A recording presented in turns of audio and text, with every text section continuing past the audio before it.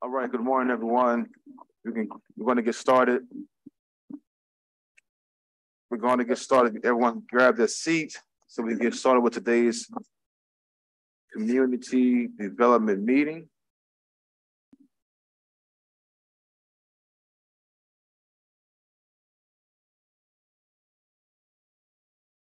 We're still a few members short.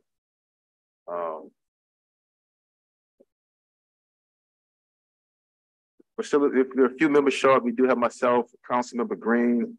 Although he's not a member of the community development meeting, he's going to listen. Today's meeting is important for everyone and it's a citywide issue. So thank you for Councilmember Green for showing up. So we have Councilmember Morrell join us. So we're going to start the roll call and then we'll just jump into our presentation with the Education Research Alliance. So Ms. Anita, the floor is. Roll call. Yes, please. Councilmember King. Here. Councilmember Moreno, absent. Councilmember Jeruso. Councilmember Morrell. Here. Councilmember Harris. We do not have a quorum. All right, thank you. We'll announce those council members as they make themselves present. Councilmember, would you like me to comment on we inadvertently put in our online form that yes, please. We were only accepting online comments and not in-person comments. So we just happened to use an old form. We're no longer under COVID restrictions, obviously. Well, just for some context and background, there was some concern that today's meeting would be under COVID protocol and that online comments was the only comments taken, and that's not the case. We know, and this council in no way wants to prohibit free speech. So like every meeting that has been in this chamber for the past 18 months, this meeting will be open to the public and everyone is free to speak. Submit a comment card and come to the podium and get your 2 minutes to air your grievances or just make your comment. Mr. Morrell. Now, just for clarification, because I know that this was, from my understanding, this was a misinformation that was put out last night. This city council, since it's been sworn in last year, has not been under COVID protocols. If you followed our meetings, we have had robust public comment. These chambers on many occasions have been full of people who have given comment. I know there is some confusion with one issue regarding online comment, which is that online comments that are not submitted, that are submitted after, I think it's 9 a.m., 2 hours before the meeting starts. If you submit online comments, you cannot submit online comments during the meeting. Because the agenda is published previous to the meeting, if you want an online comment, it needs to be submitted 2 hours prior to the meeting because we have to have staff organized, prepared to read the online comments. So as far as public participation in these meetings, it is and has always been for the last 18 months under this council's term. Anyone can show up to a council meeting, anyone can provide comment. There is a limitation on online comments in that they have to be done 2 hours before the meeting so staff can process them. That is the only limitation on comment that I'm aware of. Thank you, Mr. Chairman. All right, Councilman Green, anything? No? Okay, all right, thank you. All right, Mr. Carroll. Thank you very much. Good morning, Chairman and council members. I am Jamie Carroll. I work for the Education Research Alliance for New Orleans. It's my honor to be presenting results from our citywide youth survey. As a former teacher, a sociologist, and an education researcher in New Orleans, I'm really excited to tell you what some of our youth were saying about their experiences in their neighborhoods and schools. I'll start out by just introducing our organization a little bit. The Education Research Alliance for New Orleans produces rigorous, objective, and useful research to help the community understand the needs of our students in their schools. We have an advisory board that includes diverse members across different governmental and community organizations, as well as parent, community, teacher, and school leader representatives. And they help shape both our research questions and how we present our research to the community. We also have a rigorous peer review process that helps us ensure that the reports that we're releasing are high quality academic research. And just to talk about some of the types of research that we have available on our website, which is educationresearchalliance.nola.org. We do a lot of research on how the school system affects student outcomes, how transportation issues in the city impact students' experiences in schools, and how the enrollment policies within the district impact both equity and overall student outcomes. Just to give you a broad sense of what we do. But our citywide youth survey is one of our most important programs that we offer. This is our second time that we've done this survey, and we were in a really unique situation where the first time we did it was in 2019. So we're able to talk about students' experiences before the COVID-19 pandemic and Hurricane Ida and after both of those experiences. And so that's what I'm going to be presenting today. We determine the questions to include on our survey from our steering committee, which includes representatives from, again, governmental and community organizations to help us understand what are the types of things we want to learn about our students. And so the topics that we included on this survey include teaching quality, academic beliefs and behaviors, school climate, neighborhoods, personal well-being, and then some questions about students' experiences during COVID-19. The survey itself was administered last year between February and April to 28 schools in the city. These are all public schools. And we mainly focus on 6th through 11th graders. So we're presenting the results on middle school and high school students' experiences in schools and their communities. And we got about 52% response rate. So about half of the students in each of these schools responded to the survey. I'm going to discuss mainly a broad overview of some of the results, but we do have over 100 survey questions, and on our online brief and online appendix, we present the results from all the different questions across all the different dimensions and include inequality by race and ethnicity on all of the questions. So there's a lot more information available online, but I'm going to present some of the top of the line results that we had. So starting with some of the good news, overall, teachers in New Orleans reported better teaching quality between 2019 and 2022. And this mainly focused on teaching quality related to whether they feel like their teachers are valuing them, whether they feel like teachers are clarifying information, consolidating the information so they understand what they're learning, as well as managing the classroom well. These trends are actually similar to what has been found nationally post the COVID-19 pandemic. A lot of students are saying that their experiences in schools have improved since before the pandemic. Similarly, our students reported greater social support in their neighborhoods. So they felt that they had an adult or person that they trust in their neighborhood that they could go to if they were having any problems. And in 2019, only 66% of students reported they felt support in their neighborhoods and homes, whereas in 2022, 72% of students did. So again, an increase between 2019 and 2022. And in one area that we found really interesting was students reported higher feelings of being treated respectfully and fairly in their schools between 2019 and 2022. This question was only asked to high school students, but overall, 69% of students in 2019 reported that they felt like they were being treated equitably and fairly in school, whereas in 2022, 78% of students did. So very high percentage of our students are saying that they feel that they're being treated equitably in our schools. Moving on to some of the areas of concern that we found in our survey. Overall, students reported valuing education less, exerting less self-control in schools in 2019 compared to 2022. And so this is similar to trends that are found across the country about how students responded to the COVID-19 pandemic. But again, overall, across all these measures of academic beliefs and behaviors, students said they didn't think school was preparing them for their lives in the future as well. They didn't feel like they had this type of self-control to really focus in the classroom. And they also had some evidence of students exerting less effort in school and also having less of a growth mindset belief, or the idea that effort and hard work can improve their education instead of just innate abilities. Again, these trends are similar to what has been found nationally in how students responded to the COVID-19 pandemic. Not surprising and probably not news to this council is that students reported attending school less often in 2022 compared to 2019.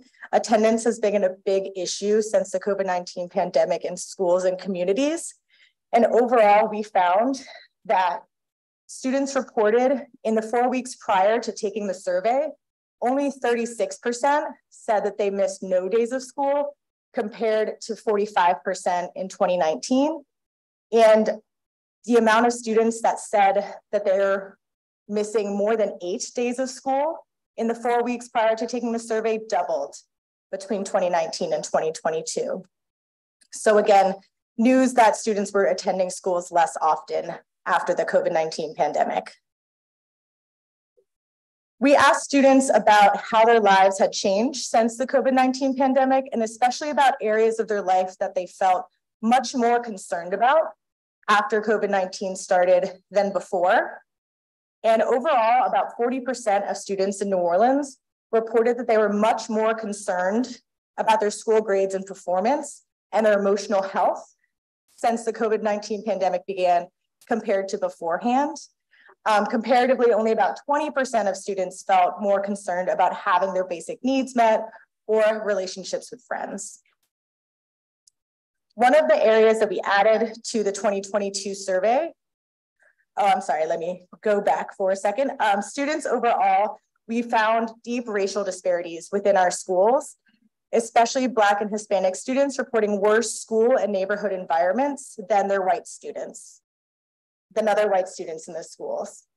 And across all the dimensions that we measured in terms of school climate, Black and Hispanic students reported less quality in these indicators than white students.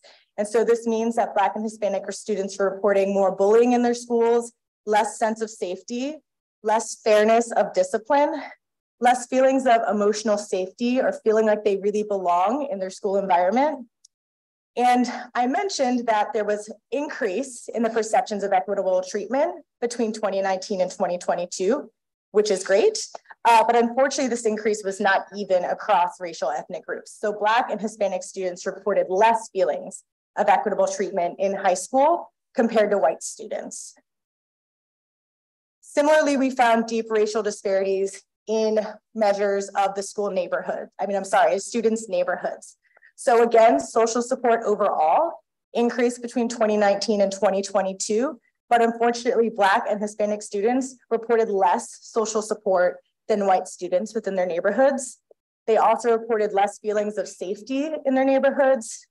Black students especially said they didn't feel safer in the presence of police as often as white and Hispanic students did. In a positive note though, Black students did report higher civic engagement, about twice the rate of white students. So while Black students are civically engaged and doing service activities in their neighborhoods, they're not feeling the same amount of support in their neighborhoods as white students are.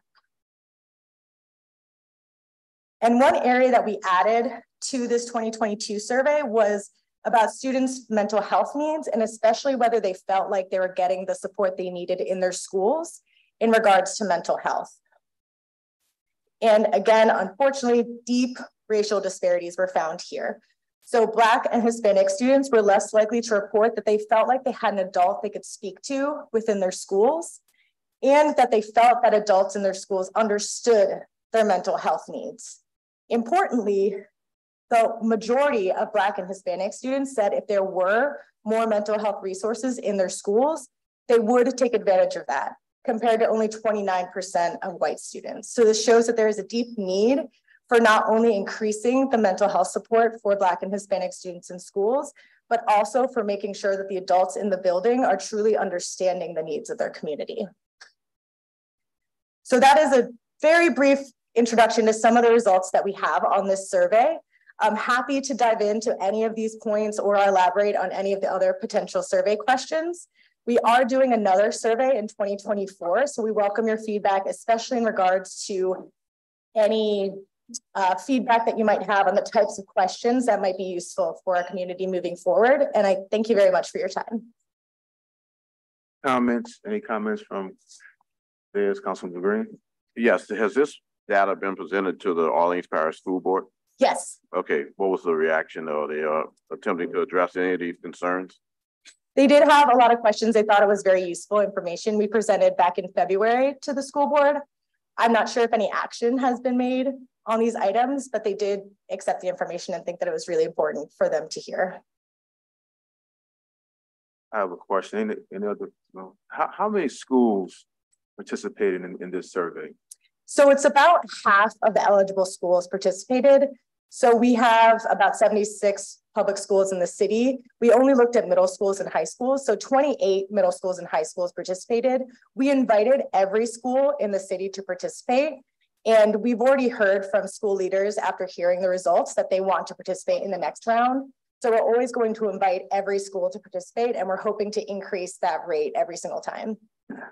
Well, thank you. I appreciate the presentation, very informative. There's any online questions? This is needed. No online questions, so thank you for your presentation. Thank you. And I left you all my business cards. So if you have any follow-up questions, please feel free to reach out anytime. Thank you. Thank you so much. All right. Ms. Anita, Councilman Harris has joined, so we can do. Yes. That's no problem. So we'll just vote on the approve the minutes. Right, you make a motion to approve the minutes. Yes, I make a motion to approve. We need to have a verb. Let's know. We have to do, yeah, we have to do voice votes. Yeah. So all in favor? Aye. No, no nays. No nays. You're good to go. Previous meetings have been minutes have been approved. So we are going to jump around because we have some individuals who are going to participate who have a couple meetings scheduled. We want to get them in and out. So at this time, can we have our task force come have a seat, please?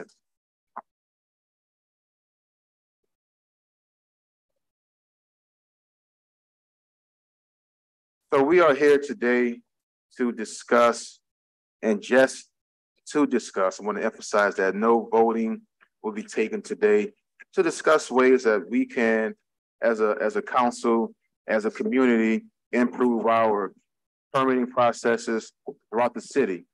This is not an attack on one particular neighborhood, one particular department, any agency, any individuals.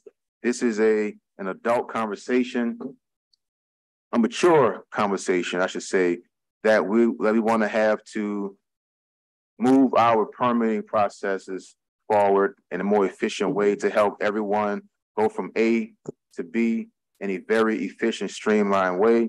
No matter if you're a small contractor working in the cutoff, or if you're a large firm in the French Quarter, or a church in the East, or a church in Central City. This is not for one group. This is for everyone citywide. I believe that our task force represents that. I did speak to many members of the council to get their opinion, and pretty much their blessing with the task force. It seemed there was some concern that there would be individuals that should not be on that, but I assure you that everyone is qualified and upstanding citizens of this community.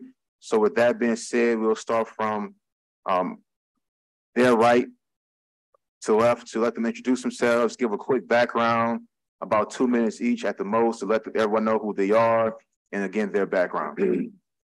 Morris. Frank Morris, lived in New Orleans all my life, and am home builders for 47 years. I am on the board of directors for the Home Builders. I'm a past president of the Home Builders, and am involved in multiple task forces for property insurance, flood insurance, and obviously now this one. And my goal here is to help to get New Orleans where I believe we should be, in the sense of creating faster commerce responsibility, in the sense of what happens when you apply for a permit and how long it takes to get it and the issues that are applied. And I do realize that there is a lot of issues with employment of the proper people to staff. But I think that amongst this group, I think we can come up with some good ideas as to how to better serve the public. Thank you. Coleman Adler. I'm president of Adler's Jewelers and run several businesses in the CBD and in the French Quarter, and own and manage quite a number of buildings on Canal Street and in the French Quarter. Maddie Charleston. I am a French Quarter resident. My husband. I'm the vice president of the Vucre Commission Foundation. I also run the French Quarter Management Livability and VC Poor Advocacy. Good morning, Council. Zach Smith, local architect, business owner, land use consultant, former director of the Department of Safety and Permits. I'm very excited for the invitation to be here to see about giving assistance where assistance is needed. Thank you. And I wanted the record to reflect that Miss Danielle Del Sol, Executive Director of the Preservation Resource Center, PRC, is also a member of this committee, of this task force. She could not be here this morning, but she will also be helping, giving input from a preservationist perspective. And Miss Ashley Spears, who is with the city's legal department, she will be also sitting in the meetings to make sure that what's discussed is legal and is doable and it's something that we're not wasting our time on. Just a little background: every council member on this committee or not will be notified when the task force will meet, that they want to sit in or have a staff member sit in to just make sure they're being updated on what's being done. That opportunity would definitely be presented to the council members and or their staff. Just a little background, Claire, just some house cleaning, I should say.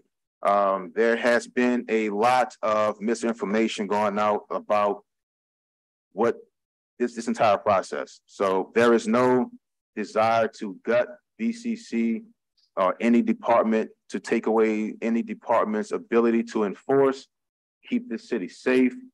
Code enforcement, I was told recently that there's instruments used being introduced to get rid of code enforcement. So there are a lot of rumors going out.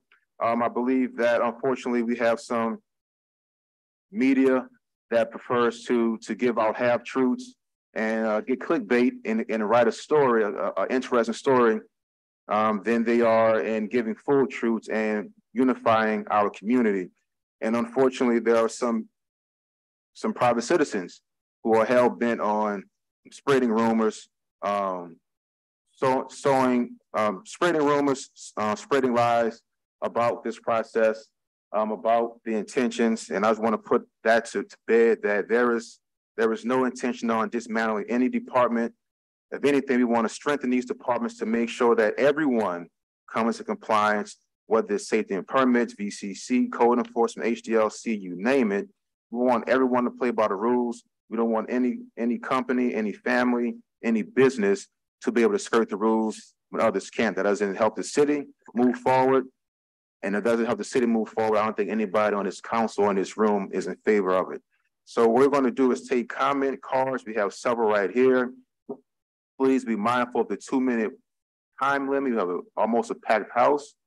So we want to be respectful of everyone's time and members. If you have to leave for any reason, we understand you have other commitments. So we just thank you for being here today. So the first person who is going to speak is going to be Mr. Bob Ellis. Again, you have 2 minutes, and be respectful and mindful of everyone's time. It's Mr. Ellis here. Mr. Ellis is not here. If he comes in, we'll let him know that he's been called. Is he? You getting Mr. Ellis?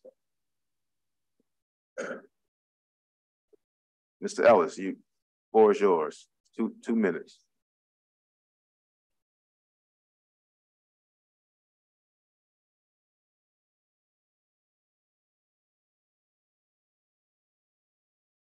Excuse me.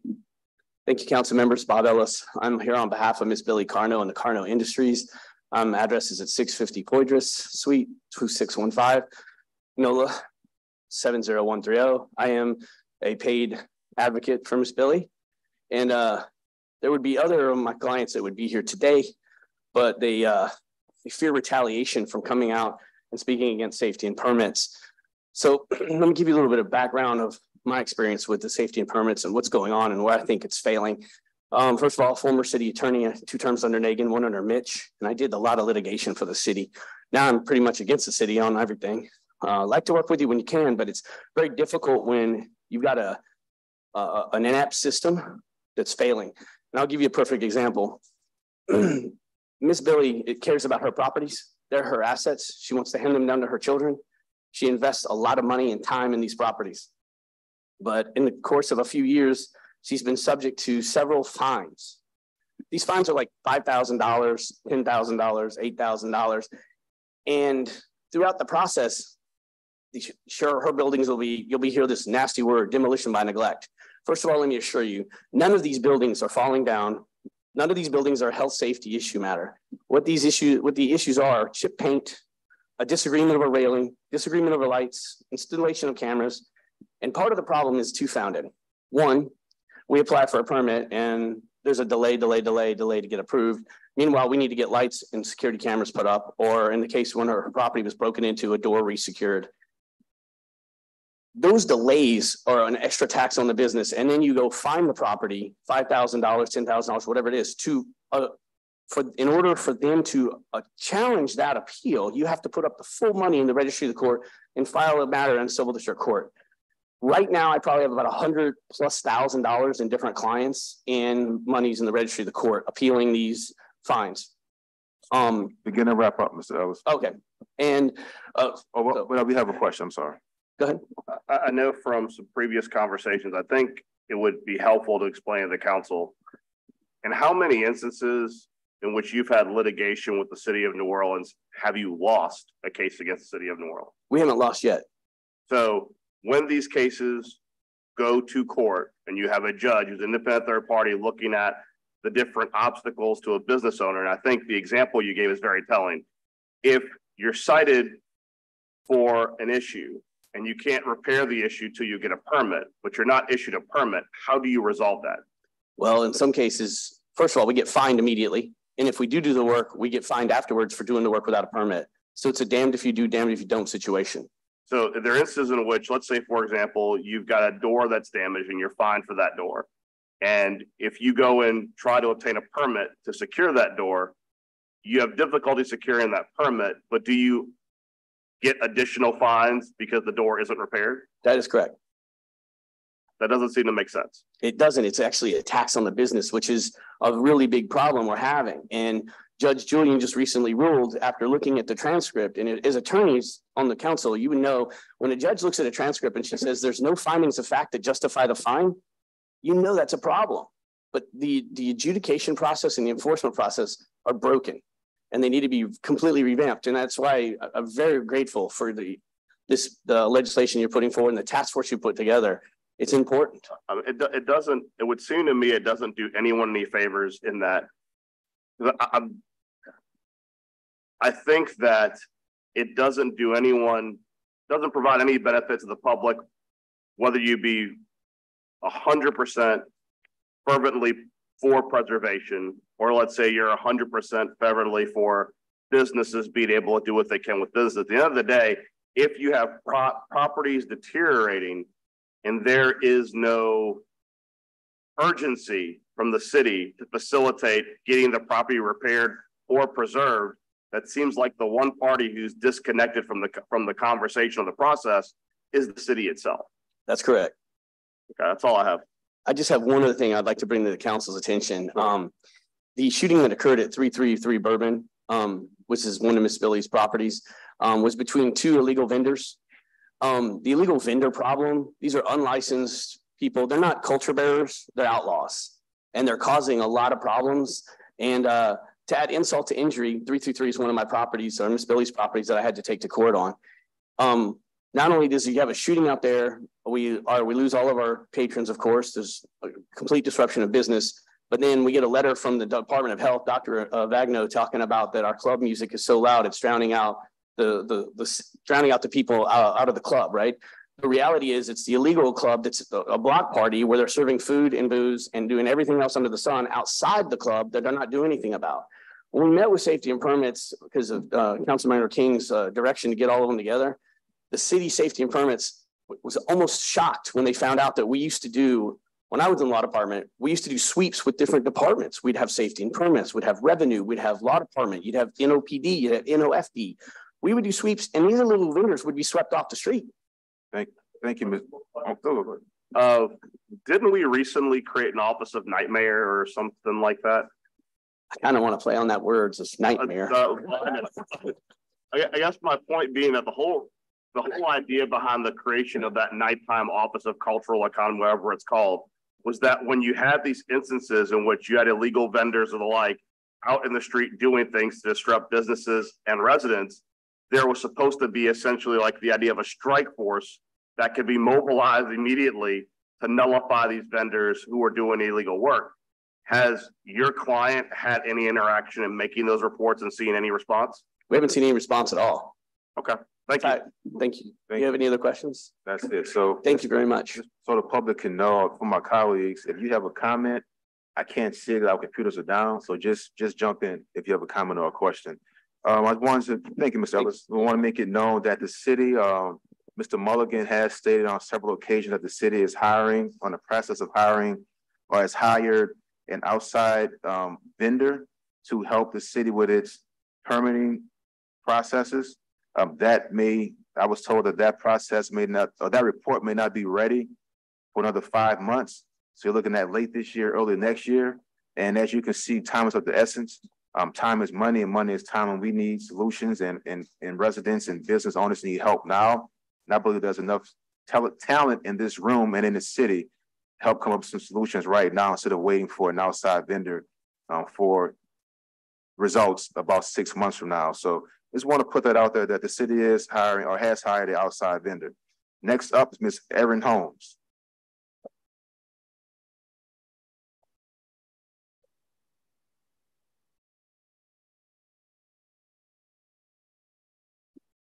Good morning, council members. My name is Erin Holmes. I'm Executive Director of Vucre Property Owners, Residents, and Associates. My comments are very, very simple today because I'm here just to learn about this process. Just like everybody else, I don't deal directly with permitting, but I do watch a lot of land use happen. And so I'm here in support of our businesses. I'm in support of preservation, commerce, and the ability to do business in the city of New Orleans. This did come about because of a piece of legislation that got a strong reaction at the legislation that was proposed to limit the enforcement powers of the VCC. And so that was what we responded to. And I know that when we actually were able to come to the table and talk about the real issues, it was not just the VCC. We also saw safety and permits, code enforcement, and it was understood that the conversation needed to be broadened. And so I am here in support of this task force. I do hope that there will be more opportunity for public comment as we move forward. As I understand, there's going to be 5 or 6 sessions of this task force discussing things. And so I think that if Councilmember King, if you were to open up some kind of way that the public can continuously give feedback on this and be updated, that would be really helpful for the process.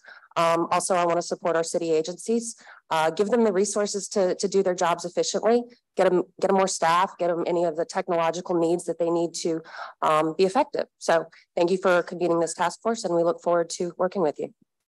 Thank you, Ms. Holmes. Next up, Mr. Leo Marsh.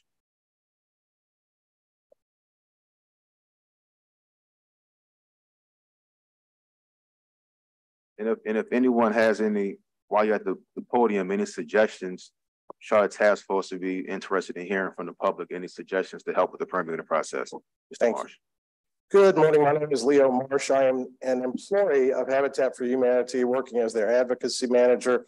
We are located at 2900 Elysian Fields. I would be remiss if I didn't start this by saying there are a tremendous amount of employees within the city who have held our hands and negotiated and navigated the problems that we are having. So I'd like you to recognize those people. I don't want to get them in trouble, obviously, but I would say if the problems weren't there, they wouldn't have to help us negotiate the problems. We have had a tremendous amount of time with permits for curb cuts and driveways, which prevent us from ever starting construction on a house. There is, and I apologize that our construction people couldn't come today, but obviously they're out building houses, so they send me. It appears as though what they're holding us to is what they would normally hold a larger building to, a commercial building to. I don't believe that the residential requirements are as strict as they are saying they should be. So again, we've got crews that can't start work on a house until they permit the driveways. Zoning is taking up to 3 weeks to review applications. We are getting some things back from permitting that say you haven't included all the materials that we are requesting. It has gotten to the point that it looks like a step in their process is just to automatically send things back and saying you don't have all the materials we've requested, because every time we've gone back and they have those materials. So again, I don't think they're looking very closely, or they're just automatically rejecting things. We are also having a problem getting plumbing riser diagrams approved, and that does involve the Sewage and Water Board, but it also involves the city. And when those problems have arisen, we have had to enlist a contractor. And we're a nonprofit here. We're paying a contractor to negotiate between the city and the Sewage and Water Board. I think there needs to be more coordination, and as you all are aware, on that. So we appreciate your help. We would love to be more involved in this process because, again, we're walking a fine line here between being a nonprofit and being a construction company. So again, thank you for your time. If there are any questions, Leo, I got one quick question. Sure. I know you got Habitat does work across the entire metro region, right? That's right. South Shore. South Shore. Do you have similar problems in other parishes? No, not as bad. Okay. Now, that may not be fair to say because most of the work is obviously Jefferson and Orleans. We don't do as much in river parishes, Lafourche. But in Jefferson, do you have similar problems? Not like this. Okay. Thank you. Thank you.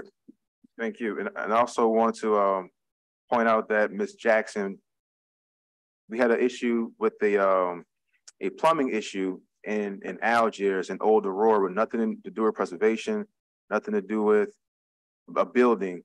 And she was able to let myself and the resident know that it wasn't on safety and permits. It was actually on Sewage and Water Board that was holding up the permit or holding the process up. So I want to make everybody understand that this is not all on one department. This is it's the word in global. That's like the legal word. Is it in global? This is a multi-layer and multi-layered issue that we want to get to the bottom of. So I'm gonna stop talking. The next person is Mr. Jack Rizzuto.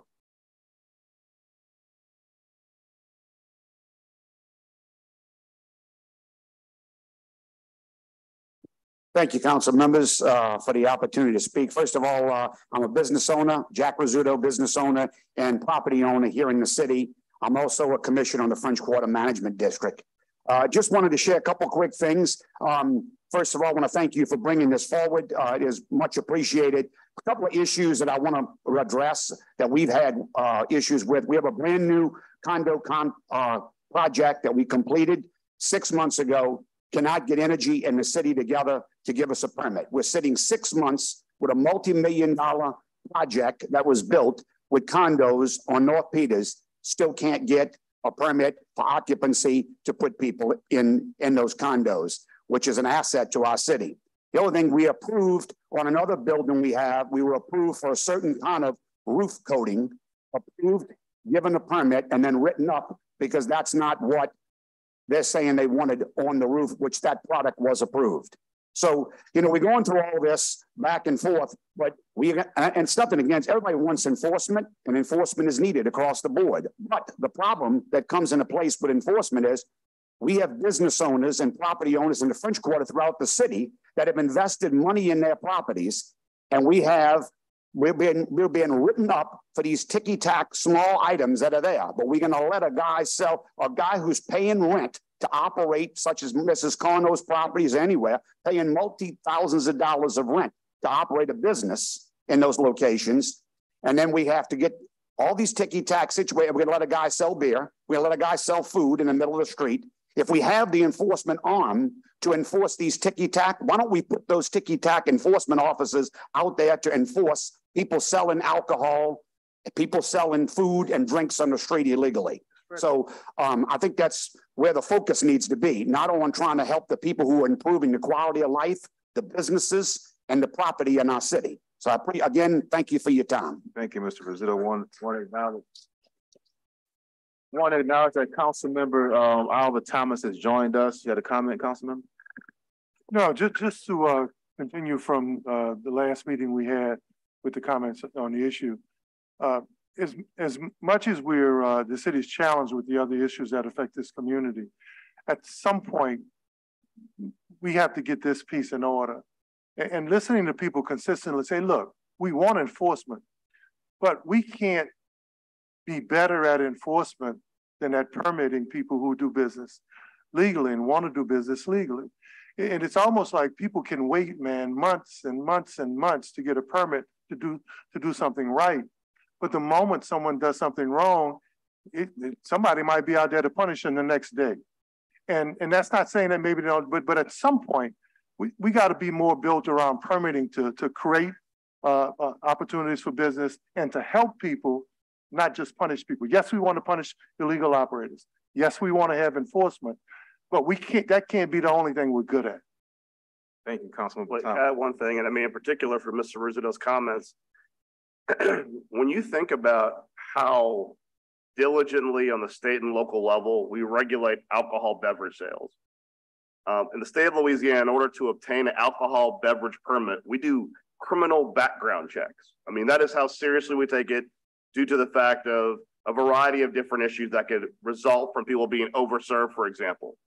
The fact that we can say, and especially this weekend, there will be people on corners with ice chests selling beer and alcohol, making mixed drinks at carts they roll out there. When a business that employs people at appropriate wages is doing everything right, and a guy pulls up with an ice chest and starts handing out beers, it really is a slap in the face, because the amount of work you have to go through to do things the correct way, to be in direct competition with someone who's not doing anything. Those guys who are selling those beers out that ice chest, they aren't collecting sales tax. They aren't making sure someone's not overserved. I mean, think about that. When a business has someone in their business, they're serving alcohol, if that person is so intoxicated that they cannot speak correctly, that business is required under law to say, sir, you can't have any more alcohol. That guy to wander back out into the street and buy a beer off a guy with an ice chest, that's problematic. It's not just problematic from a sales tax position, it's problematic because that is somebody who could be overserved to the point they become comatose or get behind the wheel of a car and kill someone. So I hear your frustration, and that's not just from businesses, it's what I hear from residents, because that same overserved person who's vomiting at every corner and spilling and sleeping in doorways, that affects everyone. And the frustration that people have that you do everything right in New Orleans and the person does everything wrong has an easier time about it and has no repercussions for doing it, you're not incentivizing people to continue to do things the right way. They do it at their own peril. So we hear what you're saying. We certainly believe that the sword has to cut both ways. And if we're going to do robust enforcement on businesses, you have to do robust enforcement on everybody. And that's everything. I mean, even I'll give you an example with the pedicab industry. We have a pedicab industry. We make them go through a whole license process. We have a capped amount. We have people in the French Quarter right now with golf carts that aren't licensed to do anything. Yet they speed through the quarter with their golf carts. These individuals, these pedicab companies, or who rent bikes or do everything the right way, they're doing all the regulation. They're sitting here getting their permits, and people just show up and go, I'm just going to go pick up 2 golf carts, not have any regulation, drive throughout the street. And when those businesses call and say, transportation, we need help, they go, what do you expect us to do? Now, they'll be out there in a heartbeat to fine you if you're a business doing the wrong thing. But when you say, here is a competitor who is not following any of the rules, they put their hands up in the air and say, not my problem. You can't have it both ways. You can't regulate people for doing behavior and then wave your hands in the air and say, I can't do anything when someone else is ignoring the law. It's just not something that's sustainable in the city of New Orleans. And also Councilmember Morrell, with the pedicabs, there are illegal pedal pubs that I've seen in the French Quarter and in Marigny, where they allow people to drink and pedal and at the same time. And I know nothing is legal about that, and we've seen them on last night while I was having dinner in the Quarter, I saw a pedicab pulling a float that had hammocks in it and drunk people just sitting on top of it. And the first thing I thought of as an attorney is, when this drunk falls off this float and hits their head on a city curb, I wonder who they're going to sue. Probably not the random guy they just paid $15 to ride on top of a float. They're probably going to sue the city of New Orleans for lack of enforcement. I mean, and this is a float. It's not like when they were bicycling by the police station, they didn't notice it. But you can't have a city where everything is permissible no matter what.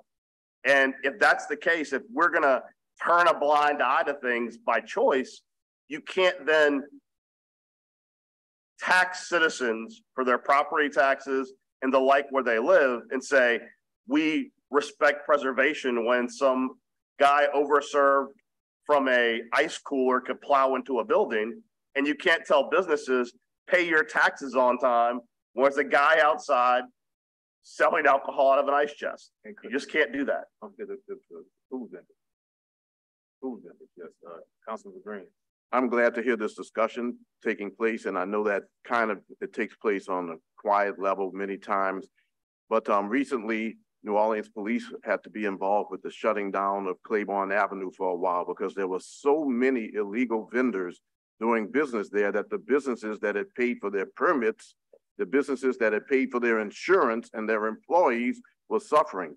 And it took that to happen. But then do you know what the response was on social media? That we are somehow or the other denying people the right to participate in the cultural economy of Louisiana. And that is a shame because we have occupational licenses, we have permits and the like, and it's a difficult proposition to propose to someone who is doing business right that you have to suffer because someone else has a car and they want to have alcoholic beverages sold from the trunk of their cars.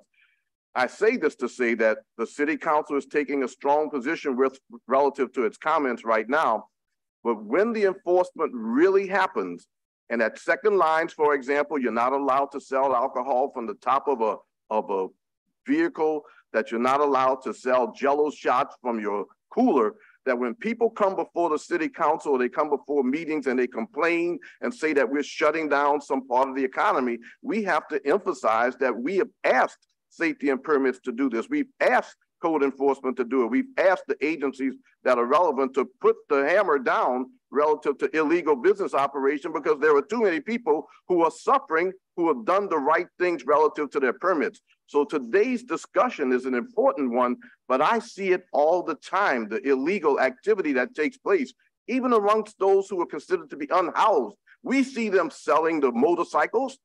We see them selling the bicycles. They put up signs. I want code enforcement to go and shut them down. And then I don't want somebody to come and say that somehow or the other, we're denying people a right that doesn't exist. It's just important to recognize that code enforcement and enforcement means just that. And it also means the city council, and it also means organizations that know better should support the enforcement of those regulations that help us to do business in the city better than we're doing it now. That's all. Thank you, Council Member. I want to add one additional thing. I don't know if Bob is still here. The flip side of that is also with safety and permits in particular, whenever we have these crackdowns and you have those few businesses that want to convert to a legitimate business, they also can't get a permit. And I would tell you that one of the biggest challenges we have, and I think maybe Bill could speak to this, with brick and mortar businesses, it is beyond ridiculous, and Mr. Rizzuto spoke to this with his condominiums, that when businesses are ready to operate in the city of New Orleans, we do not let them get permitted timely.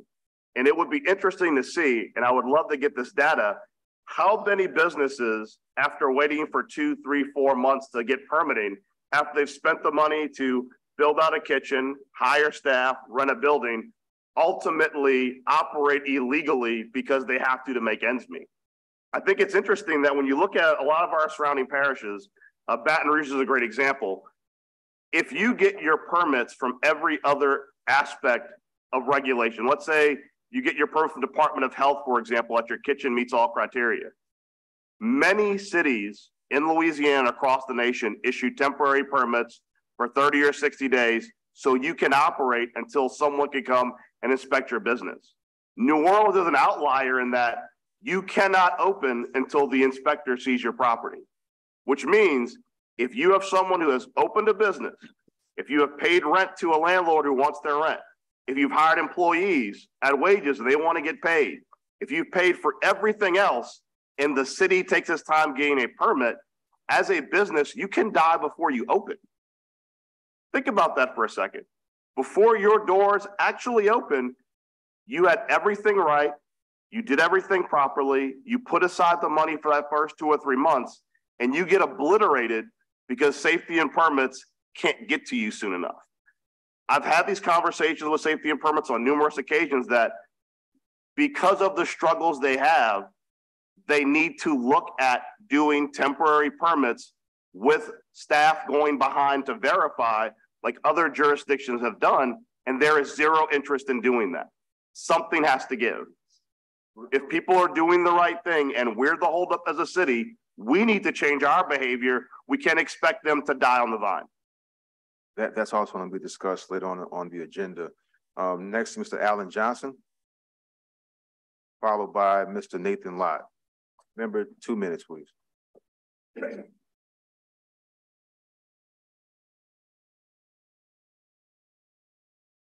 New microphone.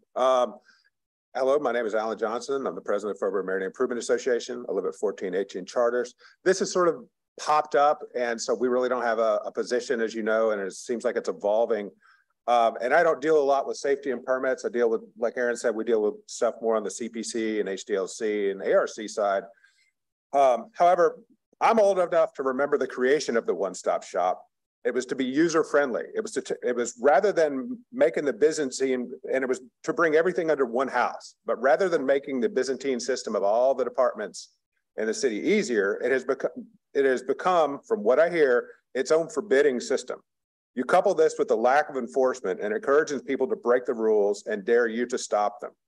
How is that fair to a business when a guy with a cooler and a barbecue grill can set up outside a business that pays taxes? They pay no taxes. They have no health department rules that they have to follow, and they're intercepting those customers as they walk in. One of my very good friends owns two businesses, one on Barone Street, two bars, one on Barone Street, one on Burgundy in the Quarter, and he's had that system happen to him on Barone Street. Saints games, they all come walking by. And before people can get in their doors, there's the guy with the beer coolers intercepting those customers before they go in. The most obvious example of this issue is the STR industry, where 2/3 of the operators didn't have permits. We can't be a city that makes its money after City Hall and its agencies have gone home for the day. If we're going to do that, we have to have the enforcement out there. If we're going to be a nighttime economy, we have to have a system where people can enforce these rules and the citizens can be trusted. I'd like to say something needs to be done proactively, and I'd like to single out a city agency that did that, and that's the HDLC. After Hurricane Ida, the HDLC put together a one-page or two-page sheet on how everybody can deal with their Ida repairs. Brian Block from the HDLC came to an FMIA meeting via Zoom at that time and went through the sheet with everybody. It told you how to deal with your chimneys. It told you how to deal with your roofs. It laid everything out to you. And it was the most user-friendly thing that I've seen coming out of one of these city agencies to deal with an emergency, Ida repairs, and so effectively and so well. And I think that could be looked at as a way to address these issues. When citizens go to city departments over issues regarding code enforcement, regarding safety and permits issues, enforcement that we're talking about, people don't know who to contact. People don't know. They might think they have a system that works, but it's not user-friendly to the citizens, and it's very frustrating. And that's why a lot of times they end up coming to me, because they think that I know what's going on, and I don't either. I just have the patience, which I'm losing, to deal with it and try to figure these things out. Thank you very much. Thank you, Mr. Johnson. Wow.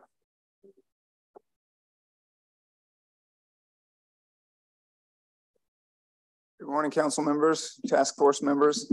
Nathan Lott here on behalf of Preservation Resource Center, 923 Chapatoulas. I want to begin by giving apologies from my coworker, Danielle Del Sol, who would have been here today, but she has a 1-year-old son who is sick with a virus. And so she's sparing us all from getting ill, but she's watching on YouTube at home. So she'll continue to be engaged with the task force and with this process. I want to thank you, Councilmember King. I want to thank Charles Tony and your staff for your responsiveness in setting this up and coming to our offices to talk to our members. And you've been, I think, very much in dialogue with us over the last few weeks, which I greatly appreciate. And I hope this will be a very productive experience. I want to thank the task force members for agreeing to give some of their time to our city. There's a real broad scope of issues here. We've just heard from the comments today, touching on lots of things. I might suggest that we think about breaking up the future meetings into more specific scopes for each meeting, so that if people are really concerned about illegal vending, maybe that merits its own meeting. If people are really concerned about code enforcement, I think that would be really helpful to get a presentation on code enforcement and adjudication, which interfaces with safety and permitting, but is also sort of a different agency. I think it would be great to get a presentation perhaps from Tom Mulligan or the consultants that's been hired to do this process audit. I don't know what their RFP was, so I don't really know what the scope of it is, but to know what's underway already and maybe what information they've gathered that could be useful to this task force. For instance, if we can benchmark our safety and permits against peer cities, are we paying fair wages? Why are we struggling to retain people or to process permits in a timely manner? I think all New Orleanians really deserve our city agencies like safety and permits to have a culture of continuous improvement and of customer service. And that customer is the permit applicant, but it's also the next door neighbor who is a tax-paying property owner and that has some assurance or deserves some assurance that there'll be legal behavior outside their door or next door to them. And I think we can get there. We've identified a little bit of low-hanging fruit probably with this illegal vendor issue. So that seems like a great starting point. And just we'll say as we go forward, any way that I can be a resource or that our organization could be a resource to the task force, please let us know. Thanks. So the legal vending issue is on the agenda under the ABO ordinance. It kind of led into this conversation, but we want to try to tailor our comments to permitting as far as building and plumbing and electricity and things like that. We'll have a part later on for the illegal vending. Also want to recognize that Councilman Morrell has now joined us as well. Moreno, pardon me. We have Mr. Lyle Gillette on 530 Bourbon Street. Hey, how you guys doing today? Hello. All right, I'm trying to fit 2 years of oppression into 2 minutes. All right, I've had a horrible time at the VCC. It's taken forever. I still don't have permits 2 years later. Don't have a sign, don't have an ABO, don't have a tax number. This is revenues y'all not receiving. This makes no sense. Furthermore, how do you have opinions on millwork? Y'all should have a guideline of what millwork goes to what buildings. You got a purple building, a blue building, a yellow building, whatever color building. These are the millworks that are accepted, period. It's not hard, it's not rocket science. I've been doing contractor work for 22 years. It's insane. 2 years for a permit, 2 years? I'm in danger of going out of business on 2 or 3 of my locations. I own 5, by the way, on the street.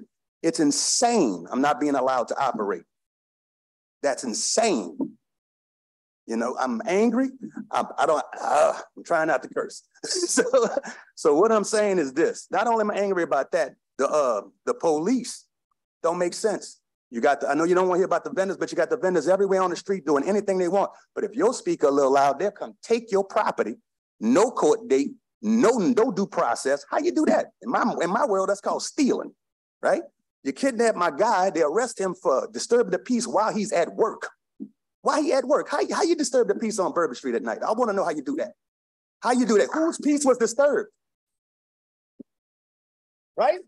I'm just saying, it's like, it don't make sense. The man's at work. And then when he goes to his little hearing with the judge told him that he should sue the police department. That's a judge. What's going on here? We need it fixed. We need justice. We need it fixed. I'm glad you're putting this together. I'm sorry for yelling at y'all, but somebody got to hear it. Thank you. Y'all have a good day. Thank you. Look, if I mispronounce some of the names, I'll show you it's not intentionally done. Mr. Morat, 820 St. Charles. last name is Nalcioglo. Okay. Allie Conley.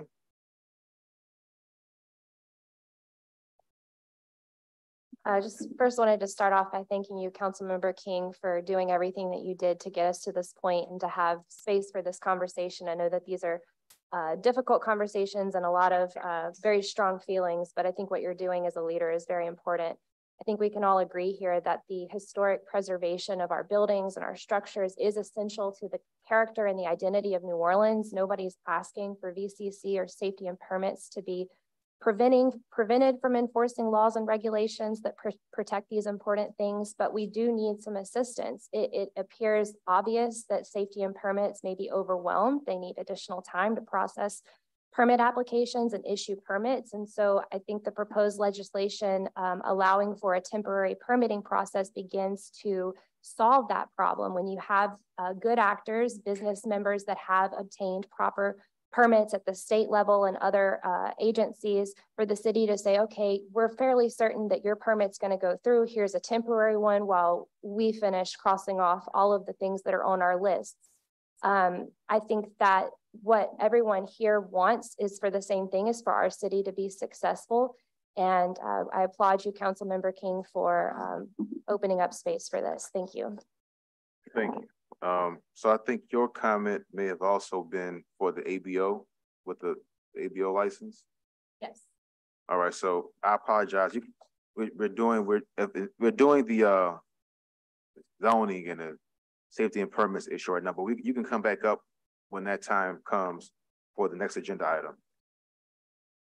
And that's item number 6. I'm sorry. I'm going to separate the item number 6 cards from the item number 7 cards. That may be some of the confusion. I apologize for that. Brooke Tesler.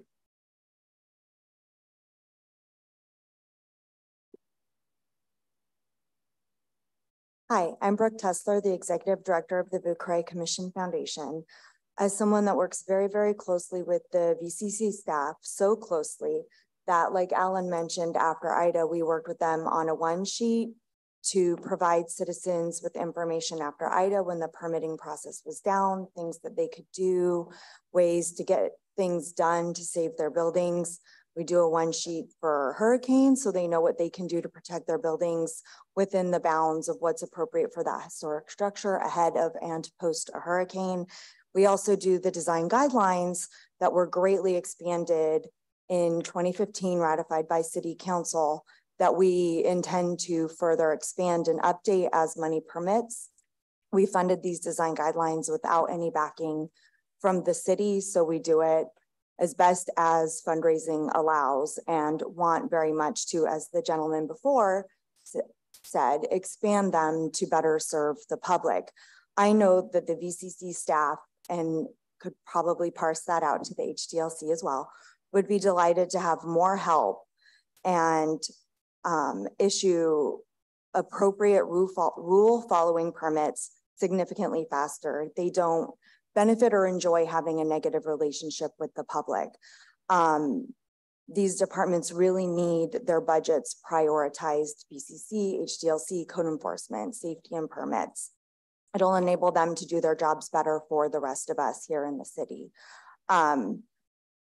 The solution seems to be getting these departments the staff so that enforcement and permitting can happen at consistent and appropriate timeframes to each other.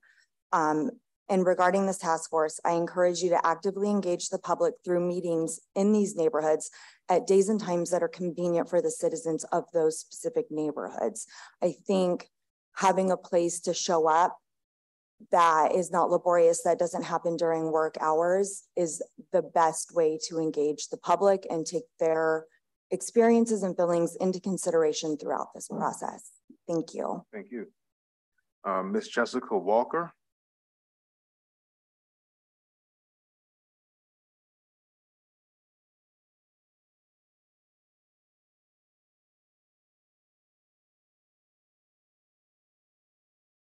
Hi, good afternoon, or good morning, I'm sorry, it's almost afternoon.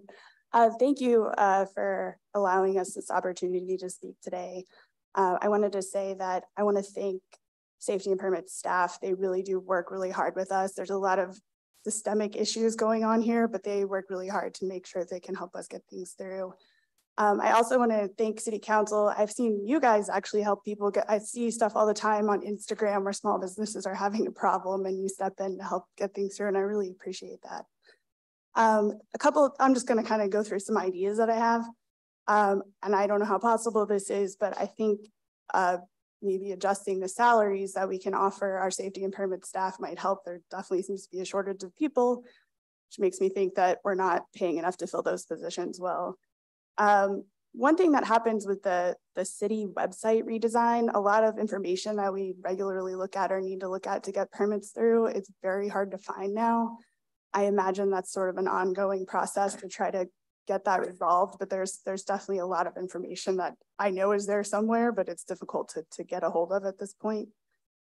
Other things, looking at streamlining things when you submit for a permit. Right now, you'll have all these different people who need to approve and review it at safety and permits, and you'll get through 2 or 3, and then they're like, well, these other people need to sign off now. Part of that frustration is you can only reach them by email and not in person.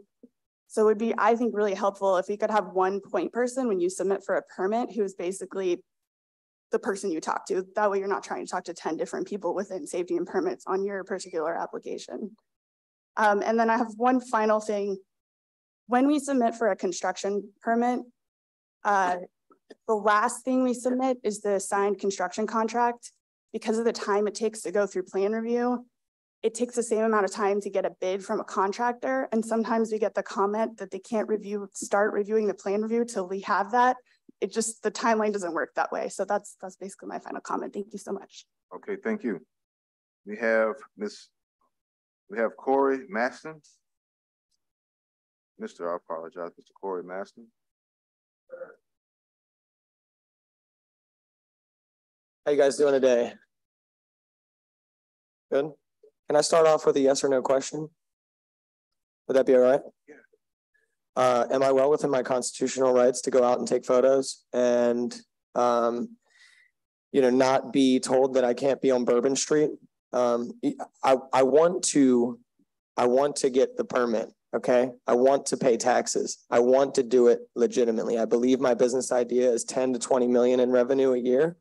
I believe that. The problem is, if I get this permit, you guys want to tell me that I cannot go on Bourbon at all, which is a direct violation of my constitutional rights to be the freedom of press. So I have thought of,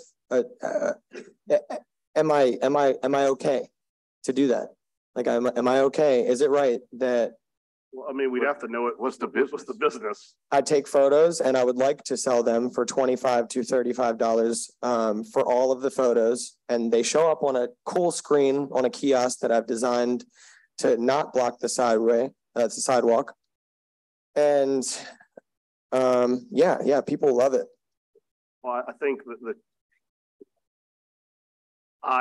the challenge you're going to run into is that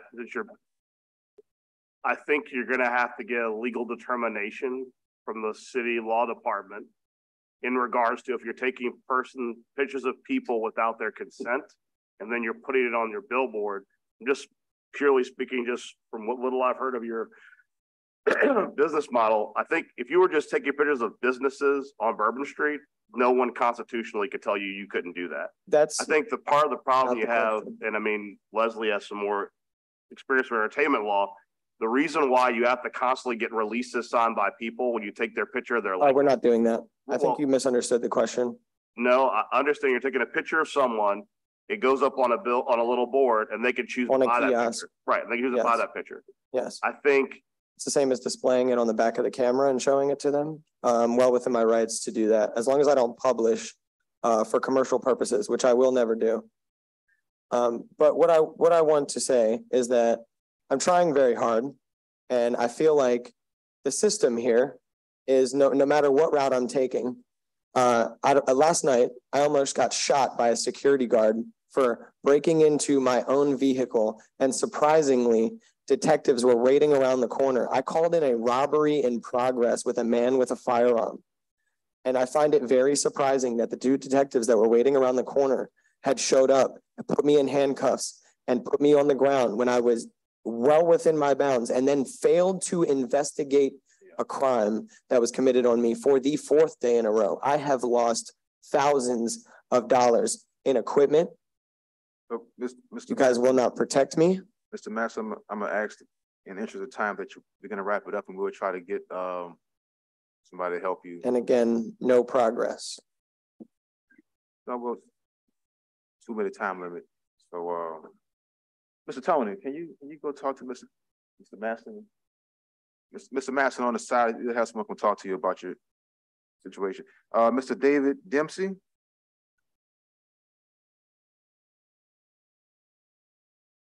Because it's not commercial.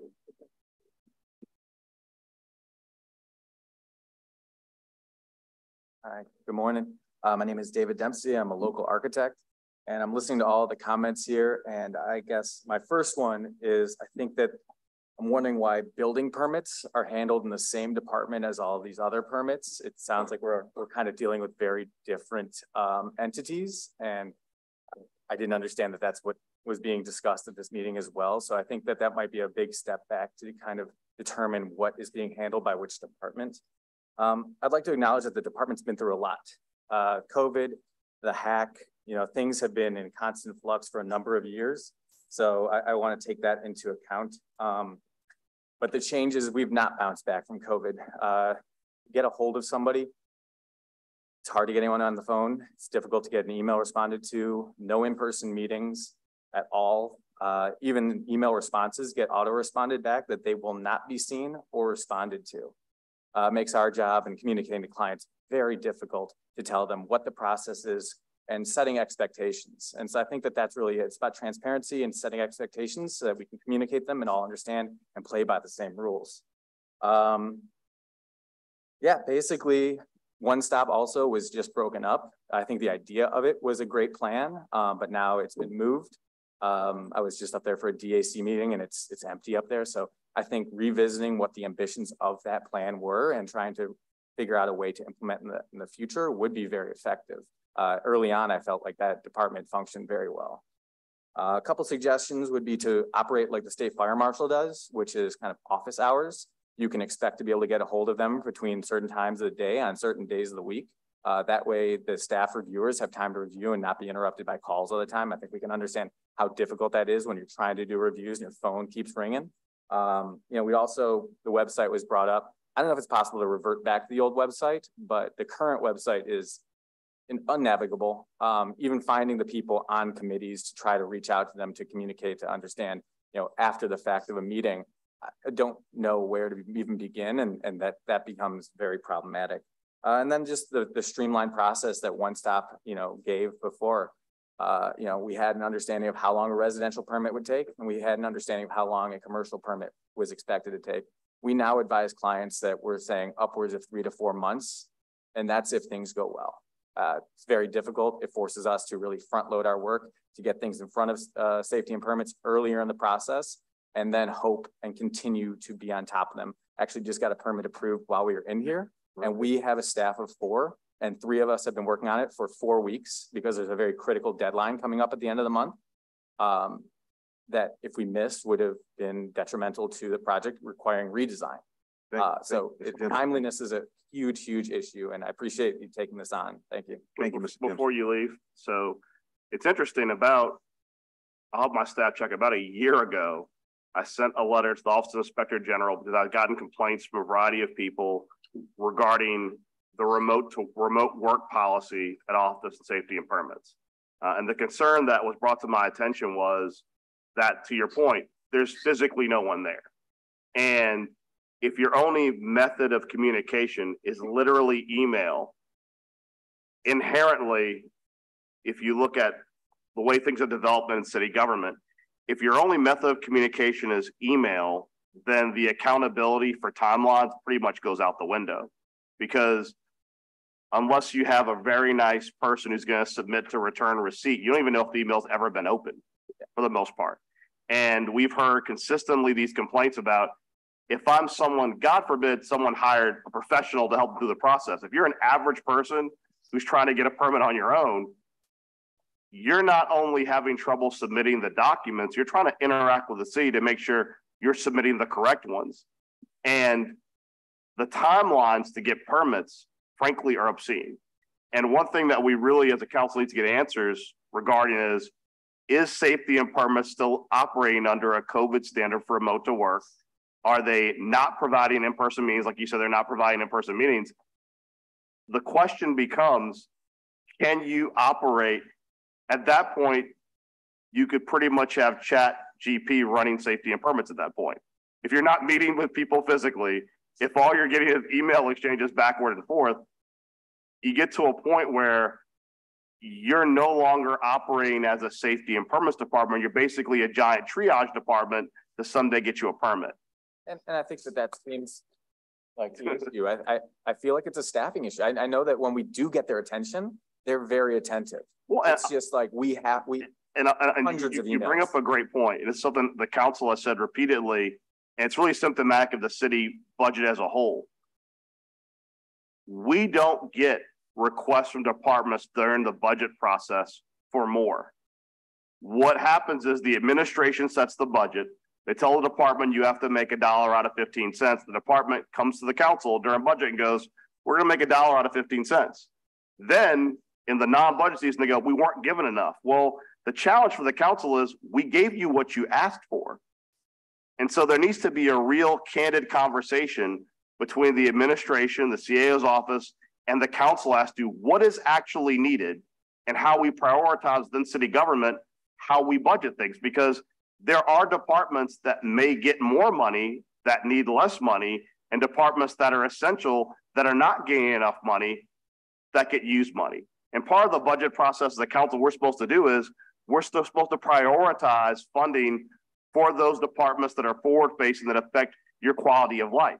And if we're not given all the information, we can't make the cuts or movements necessary to solve staffing, for example. So I'm hoping with Council Member Giarrusso moving the budget process up to a longer period for consideration, we can really encourage departments, because I know that in our recent conversations regarding Healthy Homes, they indicated they needed 20 new positions, and we're trying to budget 20 new positions for code enforcement. If they tell us what they need, we try to work on it. Sometimes they just have trouble articulating other than complaining about telling the council what they actually need to get the job done. Because at the end of the day, it would be amazing to me to have someone analyze how much revenue we've lost and permitting being dysfunctional, and how maybe investing some money on the front end could lead to massive dividends on the back ends for it to pay for itself. Thank you. Thank you. I have a gentleman who I called before he wasn't in, Mr. Morant. Good morning, council members.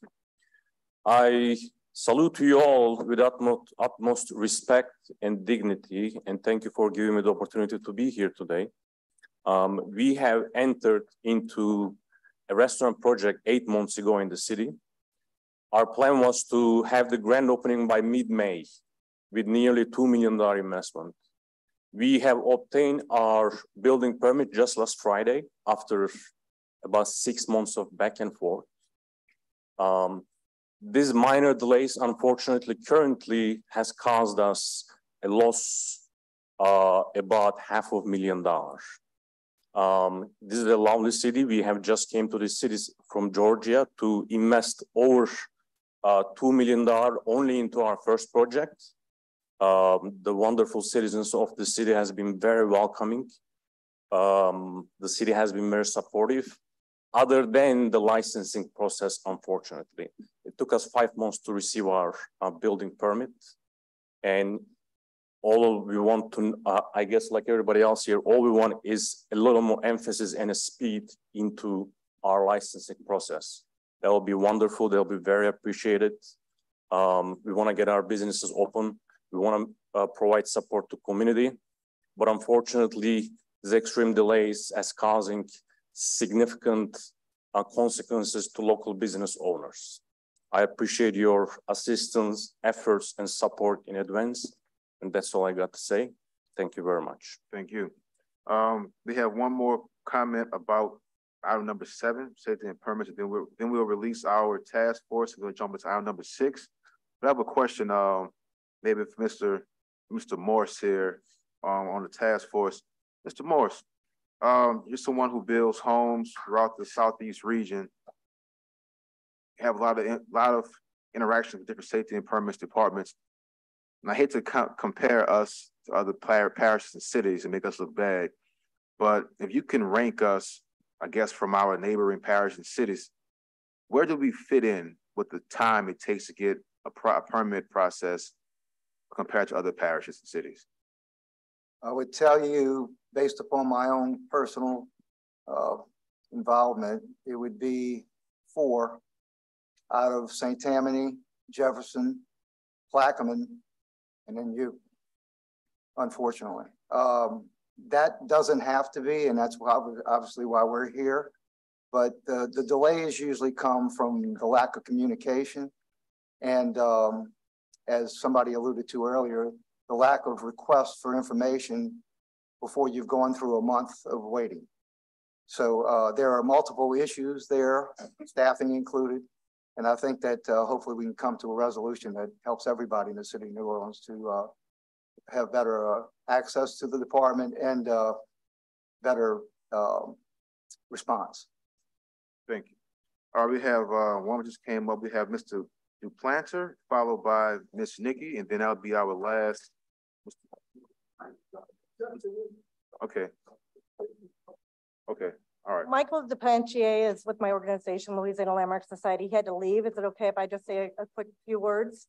And his sure, but when you finish, please fill out a card. I have it.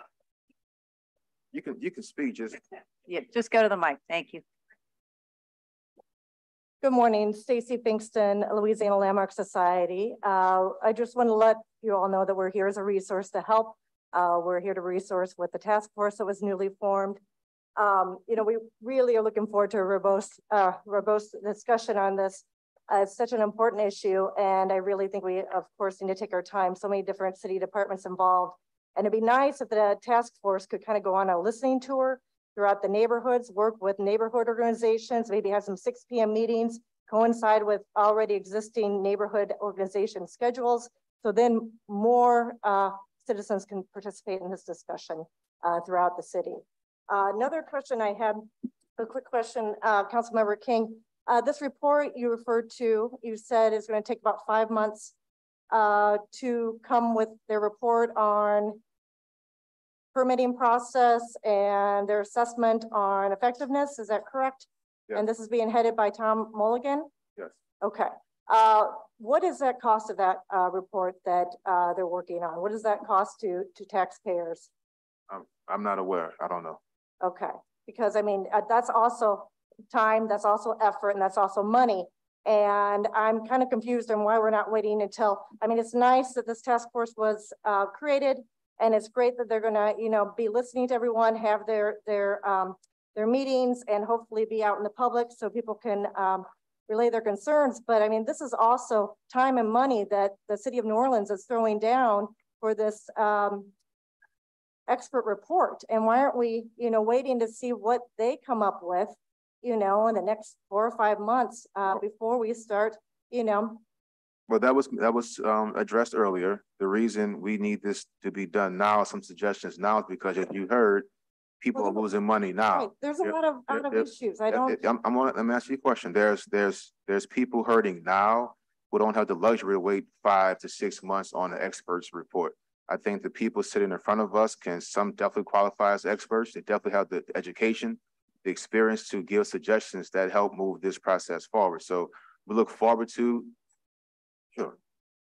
And to Councilmember King's point, I just wanted to add this, that several months ago, there was a group of business owners that came to the Economic Development and Jobs Committee, which is a committee that I chair, and talked about many of these very same issues that we're talking about now. They have a very comprehensive list of different reforms that I will provide to the task force that I think could be very useful.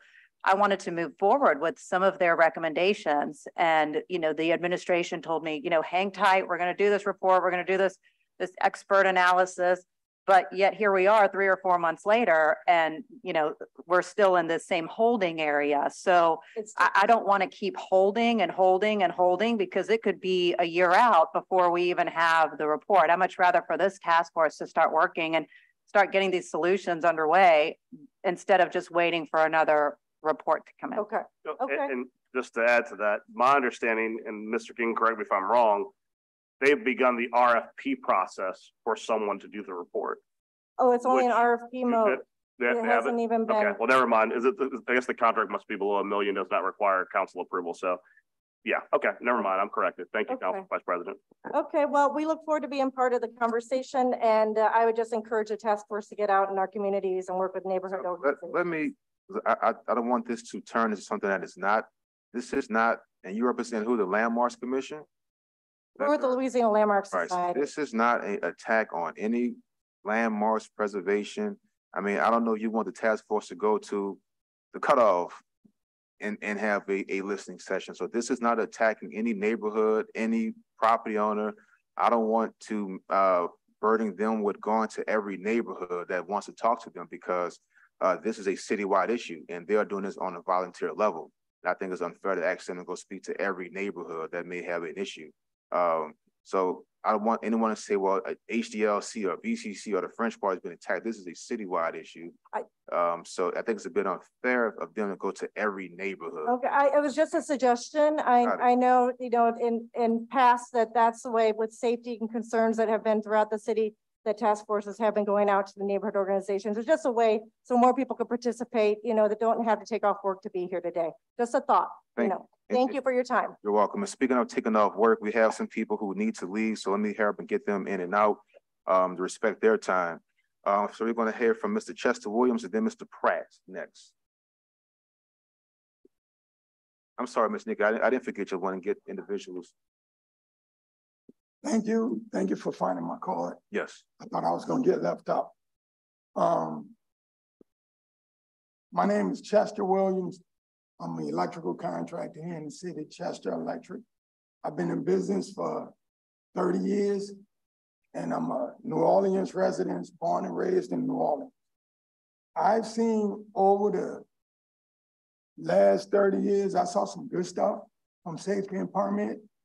And as everybody then pretty much attest to, we need seen some things that's dysfunctional over the last few years. I remember after Hurricane Katrina, we had so many permits coming in after people started to feel bad.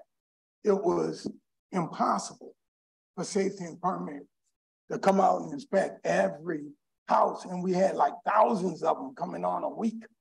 So what they done, they said if you were an electrical contractor in good standing with the city of New Orleans with no prior violations, they had your name listed on the city website, where it was safe for folks to call you because you weren't involved in nothing illegal or immoral. They allowed us to inspect our own jobs. And when they done that reduced the gridlock on electrical inspections. And when the city of New Orleans caught up, then they say, hey, we're not doing it no more. They started doing it when they were able to do it.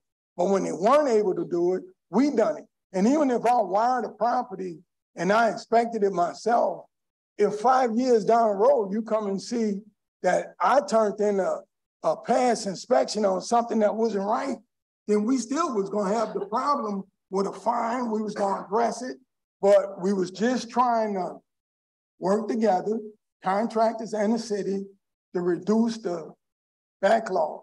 Right now, I got a job uptown where I was hired to take a 4-gangable meter and convert it to a single, install a generator. I filed all the permits. We took the 4-gangable meter down and put up a single meter. I got it inspected by the third party. They called Entergy. Entergy came out, done all of the work, everything complete. Then later, when I'm trying to get paid, the city of New Orleans tell my customer that I never had a permit. And my customer don't know. She believed what they're saying. So she said, since you didn't have a permit and you done this work without a permit, I'm not paying you. I told her there's no way no licensed electrical contractor could call Entergy and have them come out. The inspector gonna call Entergy only after they seen the permit. Then finally, when they saw I had a permit and the work was permitted, they told me I need to get the state fire marshal approval to put a generator in. And I told them, never, ever. I had to get the state. They said, well, this is a multi-family dwelling. And I told them it's not. I already done the electrical work, converting it to a single. I called the state fire marshal. The state fire marshal told me, you're mistaken. You don't need to stay. I said, sir, I'm telling you what the city of New Orleans is telling me. Please come do the inspection because I'm not getting my money. And it's easy. If you got a contract that say you're gonna get 80% of your money after roughing inspection, you're gonna get the other 20% after final inspection. Right. You got the inspections is tied into when I get paid. So if it's gonna take 6 months, we're gonna be starving at the house. My lights gonna be out. We gotta get the inspections rolling quicker. Thank you, Mr. Wood. Thank you. We got it. We appreciate it. I know our task force has to leave, so we have Miss Spratt, Mr. Spratt, followed by Miss Nikki, and then we'll go to the next item on the agenda. Thank you, council members. Tim Spratt on behalf of Kirkendall Management and Lucy's Retired Surfers Bar. I think Councilmember Morell and Councilmember Green articulated the issues very, very eloquently. And you know, that coupled with infrastructure issues and crime, this is a very, very hard place to do business. We are not making it easy on business owners to invest money in this city. My company is investing over $3 million on Chapatula Street to redo a historic building. And I thought my situation was bad until I heard from my colleague or my friend who's got 24 months without a permit. I'm only at 12 months without a permit. So we filed for a building permit back in July of 2022. We still don't have one today. So our project is been in fits and starts.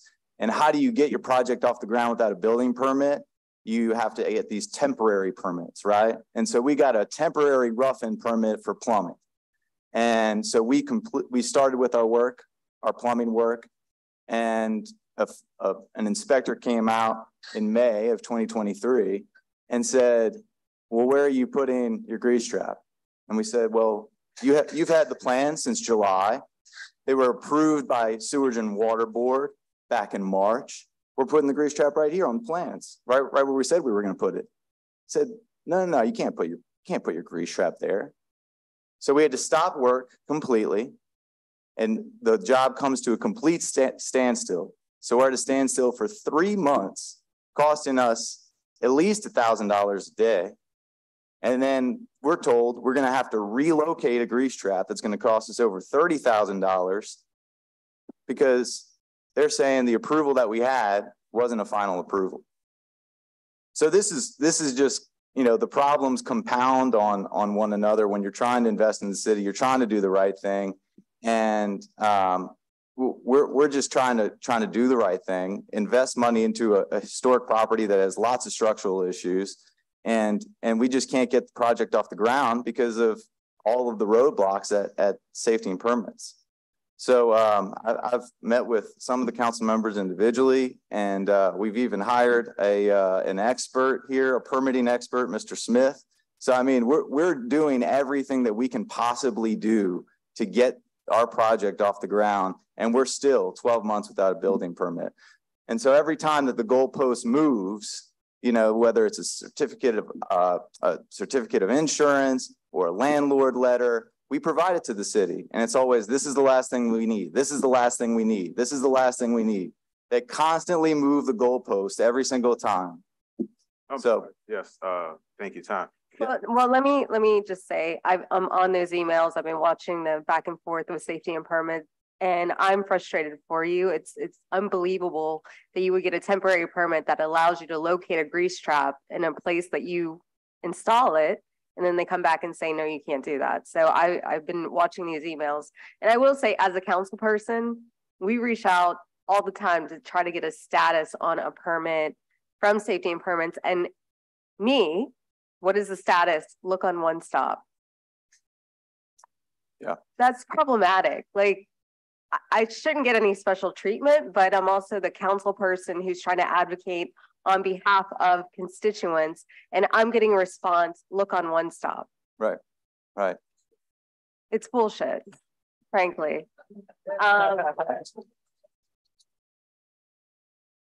And so Councilmember King, I just want to thank you for getting this task force together. Anything that we can do to try to speed up the process for this stupid grease trap, I'm here for it. Thank you so much, Councilmember Harris. We have moved past the grease trap issue, and now all I need is a servitude agreement to get my building permit. That it's in legal. I'm being assured that it's going to happen, but it was in legal since April. Yep. So I mean, these form documents to take a lot of time. Yeah, to draft. from a servitude from DPW. I'm aware, and we'll try to. I'll ping legal again today. Thank you so much. Thank you. Thank you. Ms. Nikki, and I have a call from Rick LLC. Okay, you're next, but you have it under the wrong. So you're next, but you have it under. No, Ms. Nikki, you're up. I have it under El Johar LLC. No, your comment says number 6, but you have remark safety. You have permit process. So is this for the ABO or for safety and permits? Oh, it's a safety permit issue, okay, actually, but it's behind us. Anyway, I'm here to thank everybody for listening to our problems. And I'm not here just to add more of what you already heard from everybody else. But the issue that we really have, and it's maybe a unique issue in the last couple of years, I had some investment in French Quarter where we purchased some properties. And the issue that we have, usually the VCC have no jurisdiction on the inside work of a building. So we get the permit to do the work on the inside of a building. When we want to have our occupancy, we have to go through what you call VCC. And here's where the problem starts, where they walk in there and they say, this is not permitted. This needs to be changed. This needs to be this. And to me, I feel like if you have a violation on a building, it should at least be recorded. So at least we know what we're buying, and we know when we walk to a building, what to expect. At least either we negotiate the price before we buy it, or take in consideration what we have to spend. When there's no rules or regulation when it comes to building permit, we face a lot of problems and a lot of money and a lot of time that's being wasted. And we explained that in the past to the point where time is money, and we're spending a lot of money to keep up with these buildings. And we're here to preserve and keep the integrity of the building and the history of the building. We're here to fix it and make it right. Please help us out. Thank you. Thank you. Ms. Nikki, I'm sorry. Now you. Winston. Just before I actually start, doesn't violations, don't they have to be disclosed in an active sale? That may be a question for VCC or safety and permits. We'll find out. We'll find out. An attorney told me that. Anyway, Nikki Savinsky, 1011 St. Philip. So very torn as to what to say here, because I, in large part, know that a lot of bad actors are driving this conversation, and I'm a little concerned that there's going to be some exploitation of anything that happens here today. That said, things are broken. They are very broken. One Stop is hardly transparent, which was supposed to be the point of it. So if they could update One Stop and maybe have some more useful facts and maybe a step-by-step. The other thing is safety and permits is kind of on the burner here, but they're not the only agency that's a problem here, because the agencies don't seem to talk to each other. There doesn't seem to be anything within One Stop to flag an issue. So if something needs a variance, there doesn't seem to be anything that flags this needs a variance. If something needs a VCC approval or HDLC approval, there doesn't seem to be flags to do that. And then there are architects that exploit the whole of, oh, well, the VCC said it's okay, so the BZA has to say it's okay, or safety and permits has to say it's okay. So there's got to be some fine tuning with that. And what I see as the biggest problem in this city right now for building permits is the CZO. There are things that are crystal clear in the CZO, yet we have a combination of no communication and people not staying in their lane. So if a developer wants to have an extra parking place for double dorms, or someone, you know, doing a high-end Hollywood secret STR rental wants to have a pond or a generator on a property line, it says what the rules are in the CZO. That's interpreted away. Variances are handed out like candy. Interpretations, zoning interpretations have blown holes so big in the CZO that you could do just about anything in the French Quarter without any retribution. We really need this body's help at the state level on VCC fines, because when things get demolished, you probably don't even hear about it. Some of them are not even cited because you can't see it from the street, but it's still a 20-foot wide, 2-story service building that was demolished without a permit and then awarded because nobody knew that it was demolished unless you were sitting in the meetings where they talked about it. So there's just a lack of communication. There's people not staying in their lane. There are developers that seem to be greasing the skids or hiring the right people, I'm not sure what it is, to get what they want. And that's not helping the city. When the city stops looking like New Orleans, people are going to stop coming. When they start adding 3-floor buildings on top of something in Bourbon Street because STRs are allowed in the first 6 blocks, it's going to stop looking like New Orleans and people are going to stop coming. I definitely agree. Thank you. At this time, thank you, Task Force. You all are relieved of this morning. But I have Ms. Jackson. Ms. Jackson, you want to make any rebuttals or any comments? You don't have to? Okay, thank you. Thank you all. We'll be in touch. And now we're going to move on to any comments from the dais? All right, Green. Last comment. I did want to thank you, Councilman King, and I want to thank the members of the task force for your pending work to address a very significant issue. I do want to mention this. I guess sometimes there's a benefit of having been around for a while. When I was the head of economic development, one of the things that I wanted to do was to do as was done in other cities such as Long Beach, California, and create a central permitting office where all of the different agencies, and there might be 20+ agencies that issue various permits, whether it be a building permit, a rubbish burning permit, a police, a parade permit, different permits, would be at least able to have some sort of communication because they were in the same area. And that wouldn't necessarily mean that they wouldn't issue their permits, but that you'd be able to know because there would be signs up saying that you need to go to this agency, this spot right here. Instead of going to a separate meeting, for example, to have issues addressed, there would be fewer instances where, for example, you found out after the fact that after you got one particular permit, well, another one was needed. And that's the problem that we have, I think, right now that's frustrating to the business community and to those actually also in the preservation area, because we have so many different agencies that don't communicate, that issue various permits. And to the point that you all have an assignment, if you will, and I appreciate the fact that you're doing it willingly, please consider and use that term of communication much. What can we do to communicate with someone who wants to build a house that requires a permit, who is going to do something that's a little bit different? To what extent can we better communicate with those persons who want to invest and also those people who want to preserve? What needs to be done to make sure that we're all on the same page? Yes, sir. That's all. Thank you. Thank you. Ms. Sunita, we have 8 comments, you said? Yeah, we have about 8 comments. Would you like me to read them or just add them to the record in the intro? We'll just add them to the record. We have another agenda item, and I know Councilman Harris has a following meeting, so they'll be added to the record for anyone's review. So we're going to go on to item number 6. This is briefly discussing the ABO temporary permit. So just to give everybody some background, it's been brought to my attention, the councilman's attention, that you may have a temporary permit or a permit for ABO outlet approved by the state. However, the city has not gotten around to issuing a permit. And what we're going to discuss today, solely discussion, is the ability to give those outlets a temporary ABO license so that they can conduct business in the city if they prove that the state gave them their permit And if they also provide a background check to not allow any felons or someone with a bad record to have a ABO.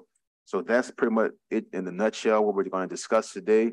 And we'll bring it before the full body, before the full council at the upcoming council meeting for an official vote. So at this time, we'll have Mr. Joseph Pace.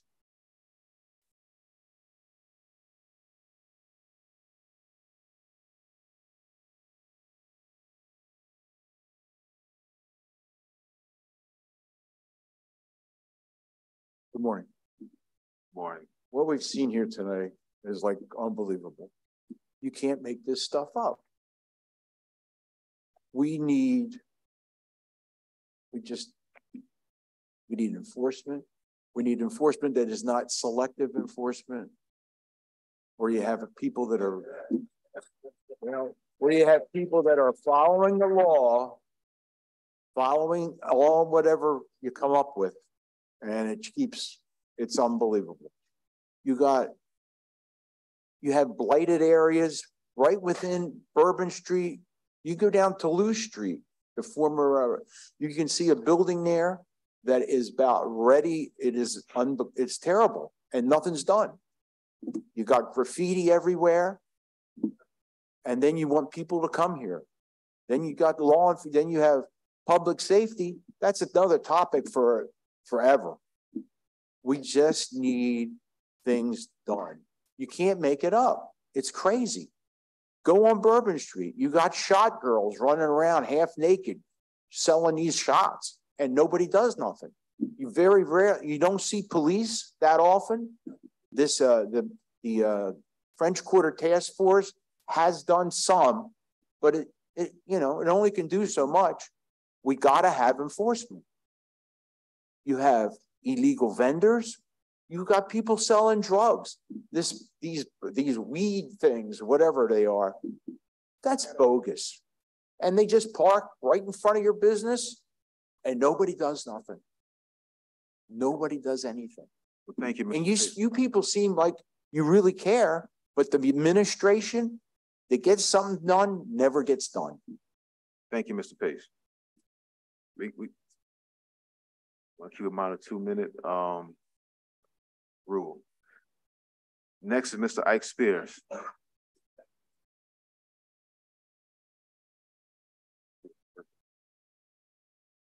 I'm gonna keep the 2 minutes with my stopwatch on the phone. Thank you, Councilmember King and members of the committee. I appreciate you taking time to hear these important concerns, and I especially want to thank Councilmember King's staff, particularly Mr. Chuck Tony and Ms. Eleanor Godin, for convening multiple meetings prior to today for many stakeholders to discuss ways we can get to some common ground. I'm not sure who said it. Don't think it's biblical. It's not in the red letters, but the first step to addressing a problem is you have to recognize a problem exists. And what I continue to hear from the VC pourers and safety and permits is that everything is well. And that's not the case. You're hearing people who are extremely frustrated. I heard the comments from Councilmember Morrell speaking to the fact that you have people with coolers who may sell to someone who's overly intoxicated, but guess what else they can do? They can sell to someone who's under 21 with no consequence. But if you walk into one of our establishments, we have to have a trained manager on site, on duty. And if we happen to have two businesses side by side, guess what? Each business has to have a separate trained manager.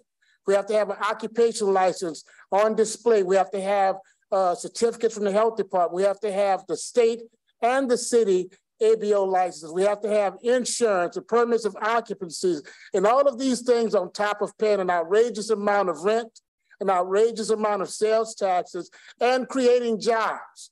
What I would encourage you all to do, because I know none of you all plan for this to be your last stop in your professional public life, is you need to make a resolve that you want to leave this city administration better than you found it. And you should want to make sure that we create an environment, an atmosphere where the city of New Orleans is a better place to do business. a place where it's user-friendly and customer-friendly. I keep hearing about this mysterious consultant that's gonna come in and tell the city how to do things better. I've been working in and around city government for 36 years. I haven't heard from this consultant. None of my clients have heard from this consultant. I don't even know if the consultant is here to hear these comments, but I would hope that we would get an opportunity to express some of our valid concerns to this consultant, and he or she or they don't have to go to New York or to Chicago. They can just go to St. Tammany and Jefferson and get some great ideas on how to make this city a better place for folks to do business, to hire employees, to pay sales taxes. Thank you. Thank you, Mr. Spears.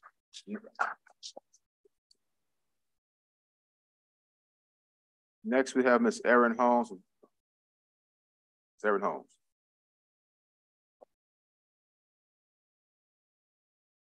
Hello again, Erin Holmes, Executive Director of VC Pora. I didn't know that we were going to be talking about illegal vending so much, but I'm very encouraged to hear that not only are the residents, but also the businesses very frustrated with the illegal vending that is happening in the French Quarter. It's not just illegal vending, it is aggressive solicitation. You cannot walk down Bourbon Street during the day without being stopped by 4, 5, 6 people offering you to buy drugs, to clean your shoes, to tell you where you got your shoes. It's it happens really frequently, and the vehicular unpermitted vehicles. I mean, sometimes I'm just like, they're renting pogo sticks out there. It's crazy. I mean, there's anything that you could put wheels on, it's out there and it's available for hire. And yes, the French Quarter is fun. It is a place to unwind, but public safety is very, it's a very real concern, especially when so much alcohol is involved, and you can buy the alcohol from pretty much anybody on the street. So I actually was, coming to make some comments or ask some questions about the issuance of the temporary ABO, but I'm really heartened to know that the issues that we've been bringing up today are going to be taken care of or addressed. My only question, and it was a concern really about the issuance of temporary permits. It says that the Department of Safety and Permits shall issue a 60-day temporary alcoholic beverage outlet permit, provided that the department determines the application is complete. We had a meeting with you, Councilmember King, and we had asked a little bit about this. In cases where the applicant does not qualify for an ABO for various reasons, like it's not allowed in the underlying zoning, we thought that there might be some portions of this that needed to be kind of teased out. So it'd be very clear, that the Safety and Permits is not issuing ABOs for someone who would not qualify for one entirely. Like, if I were to come and say, I'd like to open a bar in my house and I'm zone residential, and you'd say, oh, well, okay, well, you can have it for 60 days. So, great. So then can I get another one after 60 days? Can I keep renewing the temporary one? So I just think that, I understand the rationale and the desire for this, but I think we need a little bit of tweaking for specificity. So, and I agree. Thank you. I agree. This is not the most updated version. I'm not sure where the ball was dropped, but this is not the most updated version. I do agree. We want to make sure that you can't just continue to reapply with a temporary permit. We don't want that. And we definitely want all the I's to be dotted and T's to be crossed. So basically what we want to get done is, if the state of Louisiana says you're good to go and you can present that to the city of New Orleans, and then, ATC won't give you a permit for your house. So if the state of Louisiana says you're good to go, then I think it just makes sense that the city says, okay, we're going to give you a temporary permit. And if in that 30, 35 days, not 60, we realize that for any reason you shouldn't get a permit, then we'll yank that temporary permit from you. Councilmember King, may I comment on that issue with a specific example? I'm so pleased that a grocer invested $5 million in a facility that is on Fillmore. Sometimes I'm hesitant to mention a name for no reason at all. It's a public business. It's Canseco's grocery store. It's a $5 million investment. Canseco's did business for 20 years on Elysian Fields Avenue and bought a parcel of land that was diagonal from it. Basically, you could see it from the same location on Fillmore Avenue, went through the zoning process, went through the public hearing process to do business, finished the building, but was required to, even though he had an alcoholic beverage outlet permit for his location on Elysian Fields, even though he had gone through the simple process of making sure that his background did not prevent him from doing business, he was prevented from doing business. And sometimes it's a city issue, because if you change an address of an ABO permit, you have to get another permit through a hearing process, which involves the public.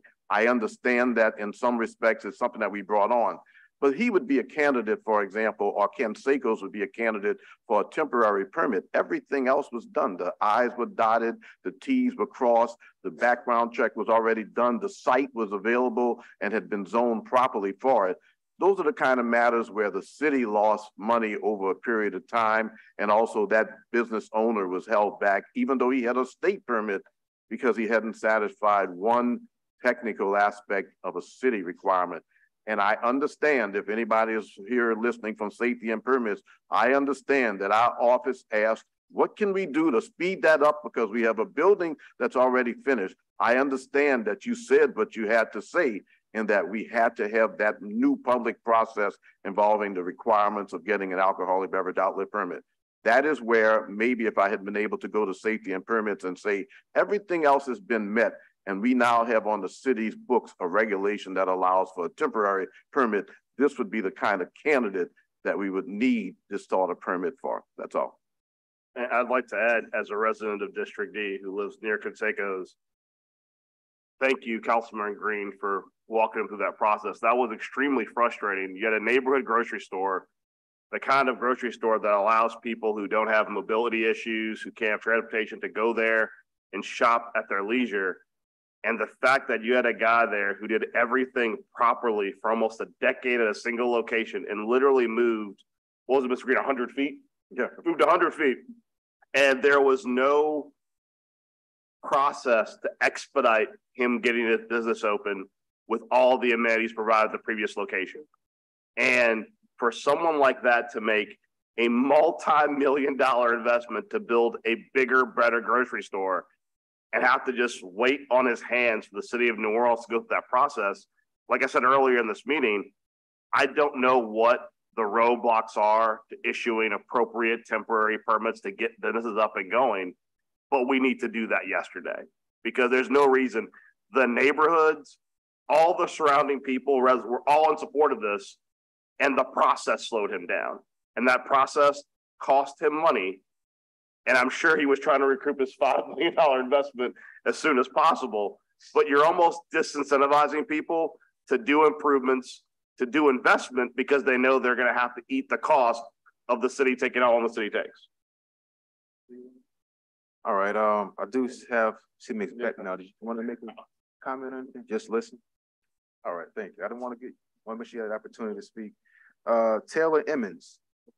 Taylor Emmons still in? Okay, Taylor Emmons, followed by Mark Lewis.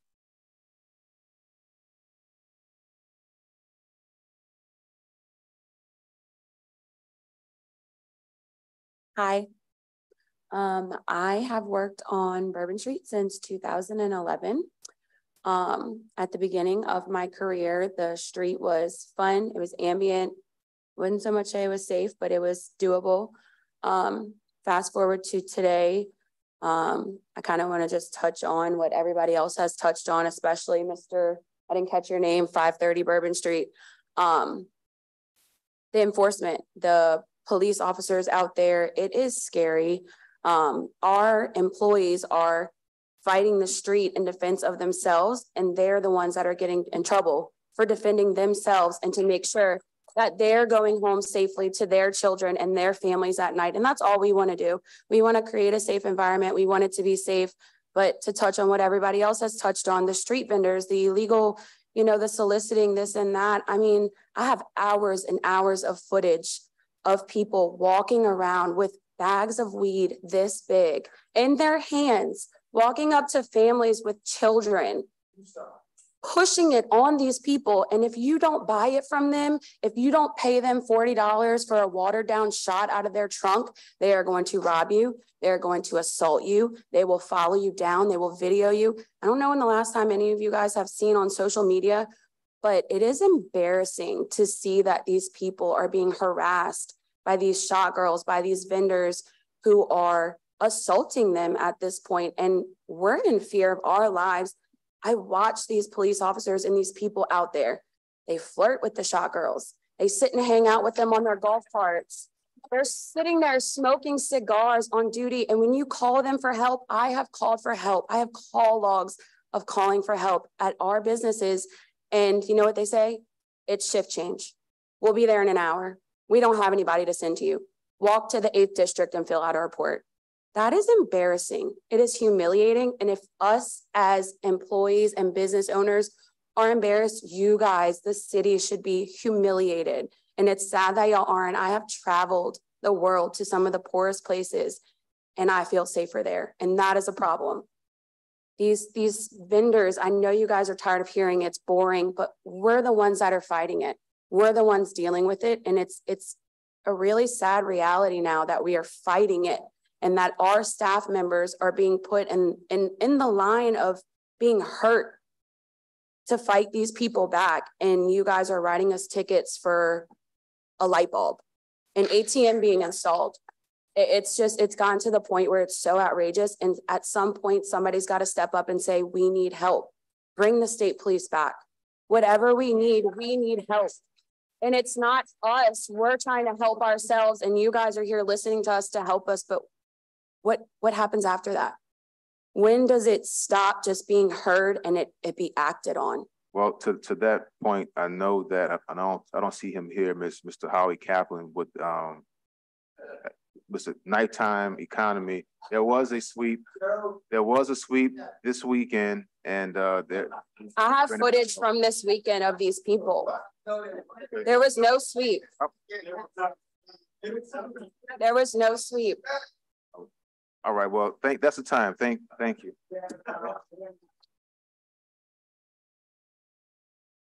Mr. Mark Lewis. But I will get that information and results of that sweep this week. It may not have been in your neighborhood, but they're definitely not on Bourbon. Okay.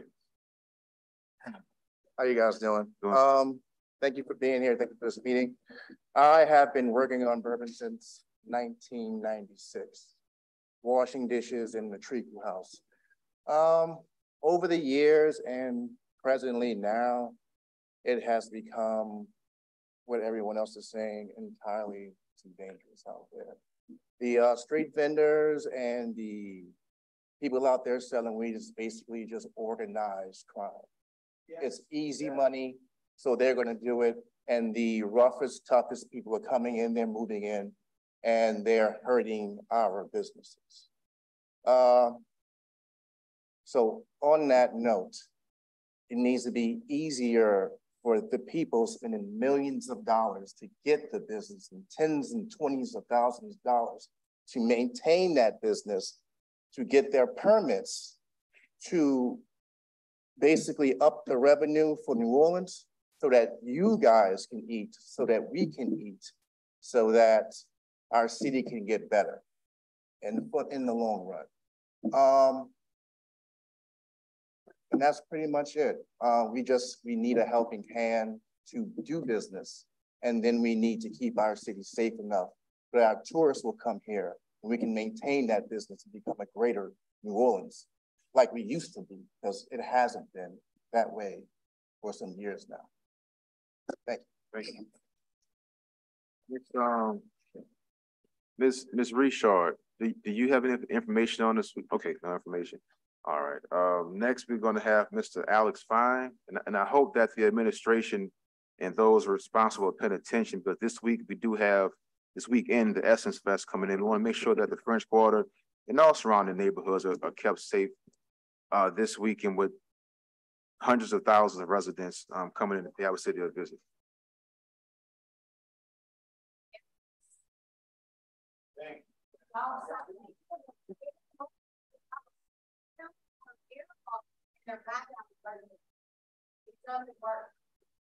Mr.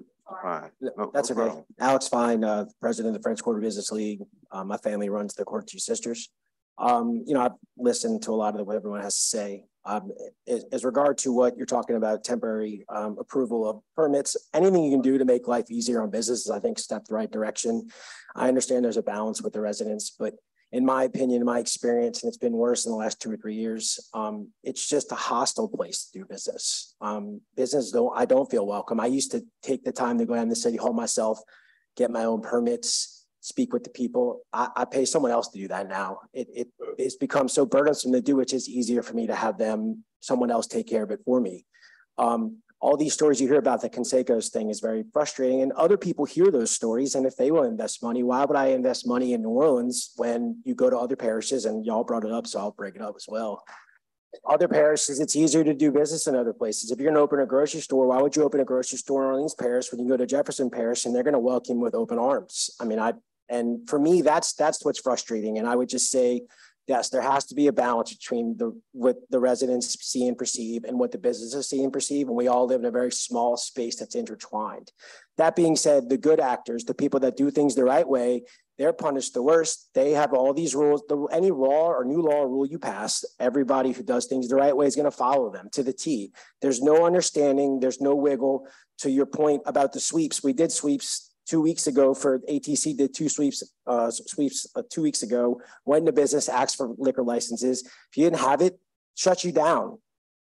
The liquor licenses were due like a week and a half earlier. Why not give you guys 7 days to combine? Like, I know anecdotally that a business, I'll just say it, Revolution shut down mid-service on a Saturday night in June. Everybody was there, had to leave. Why not? The permits were due, that was 2 weeks ago. The permits are due about a week prior. How about 7 days to get your stuff together? Come see me on Monday. To furthermore, when they went on Monday to go take care of it, the offices were closed for the whole week. So now if you're trying to do things the right way and you shut down, you can't deal with the problem. I mean, imagine telling Retro Revolution they can't operate for a week. I don't know what their specific problem was, but I think we can all agree that Restaurant Revolution is an above board business that does things the right way. And the reason they shut down is because they want to do things the right way. But other places got citations and just didn't do anything with them. They kept operating. So I guess for me, the overall takeaway is that if you want businesses to stop coming here complaining, to stop having people in City Hall, not you guys, obviously, being openly hostile to businesses. And, you know, lastly, the illegal vendors have gotten out of control. I have the Weed World truck parked outside of my place every day. It's where he does business. His name's Wayne. He's a really nice guy, but I had to get involved. He tried to get me involved with his competitors parking two stores down, trying to get me to get involved and take care of things that shouldn't happen to begin with. So anyways, hostility is not good. Thank you. Thank you. We have any online comments for this? You have a few more. Yes. We just have a couple of online. Okay. What we're going to do is knock these two last comment cards out. Mr. Ted Brown, followed by Ms. Nikki Sawinski, and then we'll read the online comments, and that'll be it for today.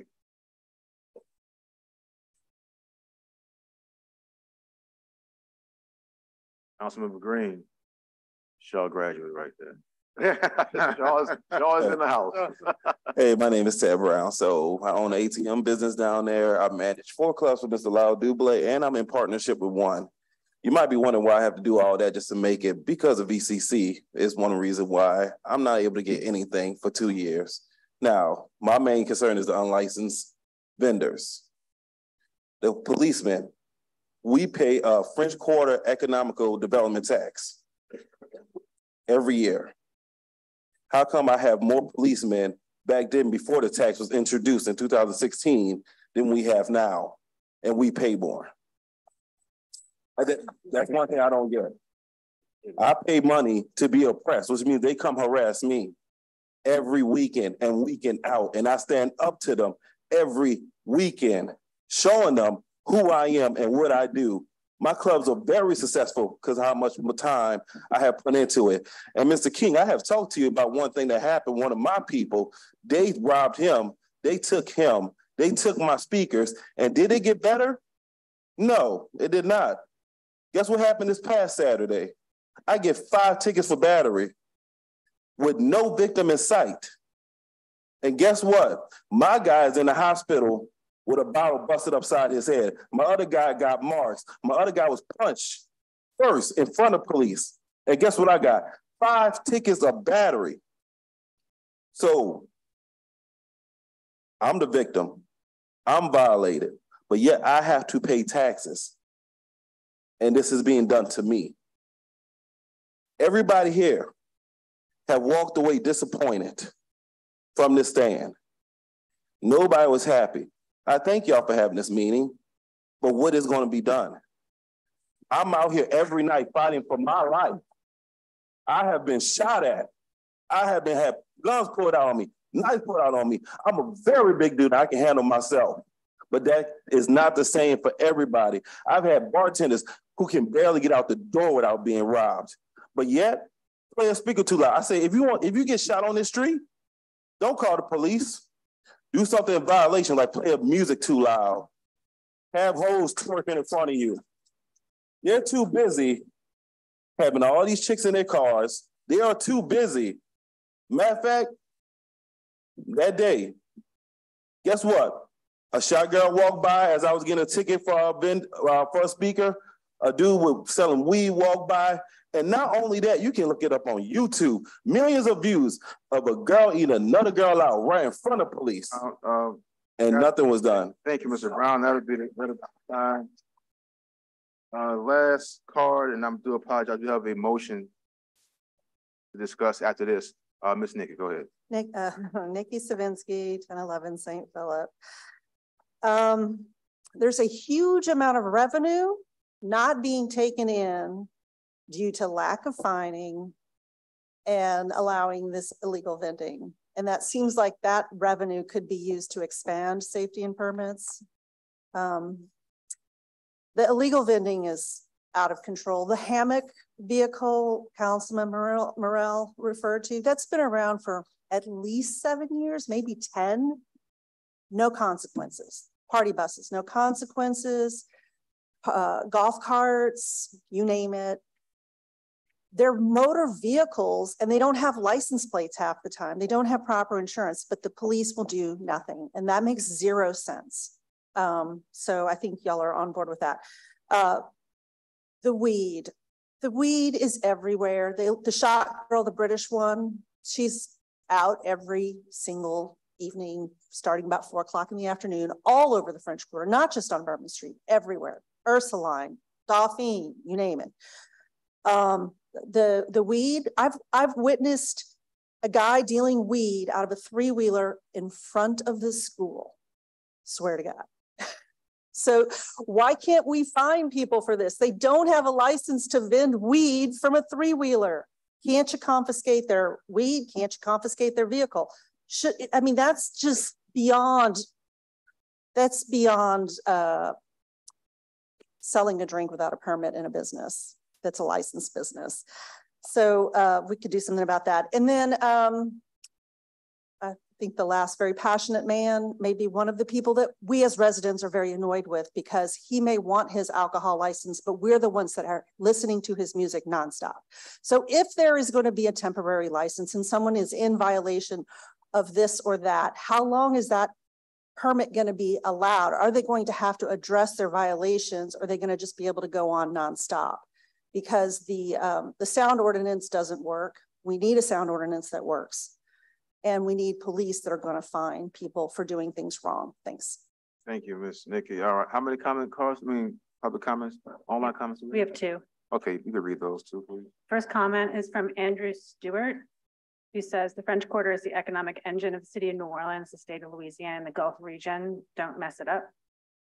And the next comment is from Linda Seabright. She says this would allow people to obtain liquor licenses if they're felons and be issued a new permit, even if denied previously. And it allows for businesses in the quarter to have little or no oversight with permitting issues. The proposed ordinance is unnecessary and self-serving. The backers of the bills are business owners on Bourbon Street with deep pockets. All right, to that last comment, they clearly were not listening when we said that you had to provide a background check and all your documentation has to be approved by the state of Louisiana. So Yeah, they weren't paying attention to the like my wife said, they were listening to respond, not listening to get information. So that'll be all for the public comment today on this matter. We'll take this up at the next council meeting. I believe we do have two motions by the city. Mr. Councilman, I don't want to belabor this point, but I do want to emphasize one thing. We ask a lot of the New Orleans Police Department. The New Orleans Police Department makes arrests. Over a recent holiday period, we saw, for example, the New Orleans police make 100+ arrests for illegal weaponry without or firearms that were on persons without the proper permits. We saw that the legislature rejected, for example, the ability to carry a weapon without a permit. You still have to get a permit. But yet, when the police made those sort of arrests, maybe the most serious arrest that you can make to help keep the streets clean of sort of the violence that we see right now, some of the random violence, maybe sort of the holdups, the first thing that happened was that those charges were dropped in many instances. It's very difficult to be a policeman because sometimes there is inconsistency with what we ask. So if we want strong, steadfast enforcement of laws, then we have to go more than just to the New Orleans City Council and the police. We have to go to the district attorney. We have to go to criminal district court judges. We have to go to sometimes juvenile court judges and say that we want the laws enforced. Part of the problem in the city, very honestly, is that many times this laissez-faire attitude or us listening to everybody who comes, who's the loudest person who speaks, makes us ignore the fact that there are laws on the books for a reason. We don't let people go who have a machine gun on them, for example, or a gun that has been enhanced just because we want to get a different type of prosecution going. At the end of the day, we need to also ask what is being done when the arrests are being made and why we have such a low percentage of persons who are found guilty as charged when they are charged by the police department. I think that the rate is like 7% in terms of violent crimes. And that's not necessarily to put a blame specifically on someone else in terms of another office holder, an elected office official, and the like. It's to say that the laissez-faire attitude is part of the problem in our city. And that goes with second lines, that goes with clubs that have activity outside of it. It goes with people who are living under bridges, who are doing things that are detrimental to those who live across the street from them. Enforcement is so important, but that also gives me a chance to encourage everyone here to encourage more people to work for the city of New Orleans. I look online right now and I can see the first 5 jobs are building inspectors, for example, and code enforcement inspectors. We do have a need for more people to want to join the city of New Orleans in terms of putting that enforcement in place. But never should we allow a laissez-faire attitude to suggest that New Orleans is a place where regulations will not be enforced. I don't care about young people who come to New Orleans because everything goes in New Orleans. I can do whatever I want. That's not necessarily good. Our city will survive anyway. We need to enforce the laws that exist, or in my opinion, change them. Take them off the books. If we're not going to have laws that enforce people not vending out of the back of a truck in the middle of an activity just because they think we ought to do so, take the law off the book, change it. That's my point. Thank you. Thank you. Thank you, Councilman Green. Point taken. So just to recap and make sure everyone's clear on this, I'm going to ask this be brought before, not this particular version of the ordinance, but a amended, tweaked, what's that language, Ms. Holmes? Language you use? A teased version of the ordinance to make sure that we're in compliance with that, no illegal felons or whatever that last commenter had to say. That was all right. So next we have a couple motions for the city. Yeah, we have a motion to authorize the president of council to execute agreements with Zoll Medical for $222,000 and another agreement with Teleflex for 5 years for $1 million. All right, I make a motion. Second by Councilman Harris. Let's do one at a time. The first one, we want to recommend to the council to approve or to sign Zoll. Yes, I make a motion. Second by Councilman Harris. All in favor? Aye. Any opposed? No. Motion passes. And we need a motion to approve the contract and authorizing the president. Recommend that to the council for Teleflex. So moved. All in favor? Any opposed? Do we No have a opposed. second? Councilman Morel, seconds, no opposition. Thank you. That's motion adjourned. Thank you. Y'all in 34 minutes.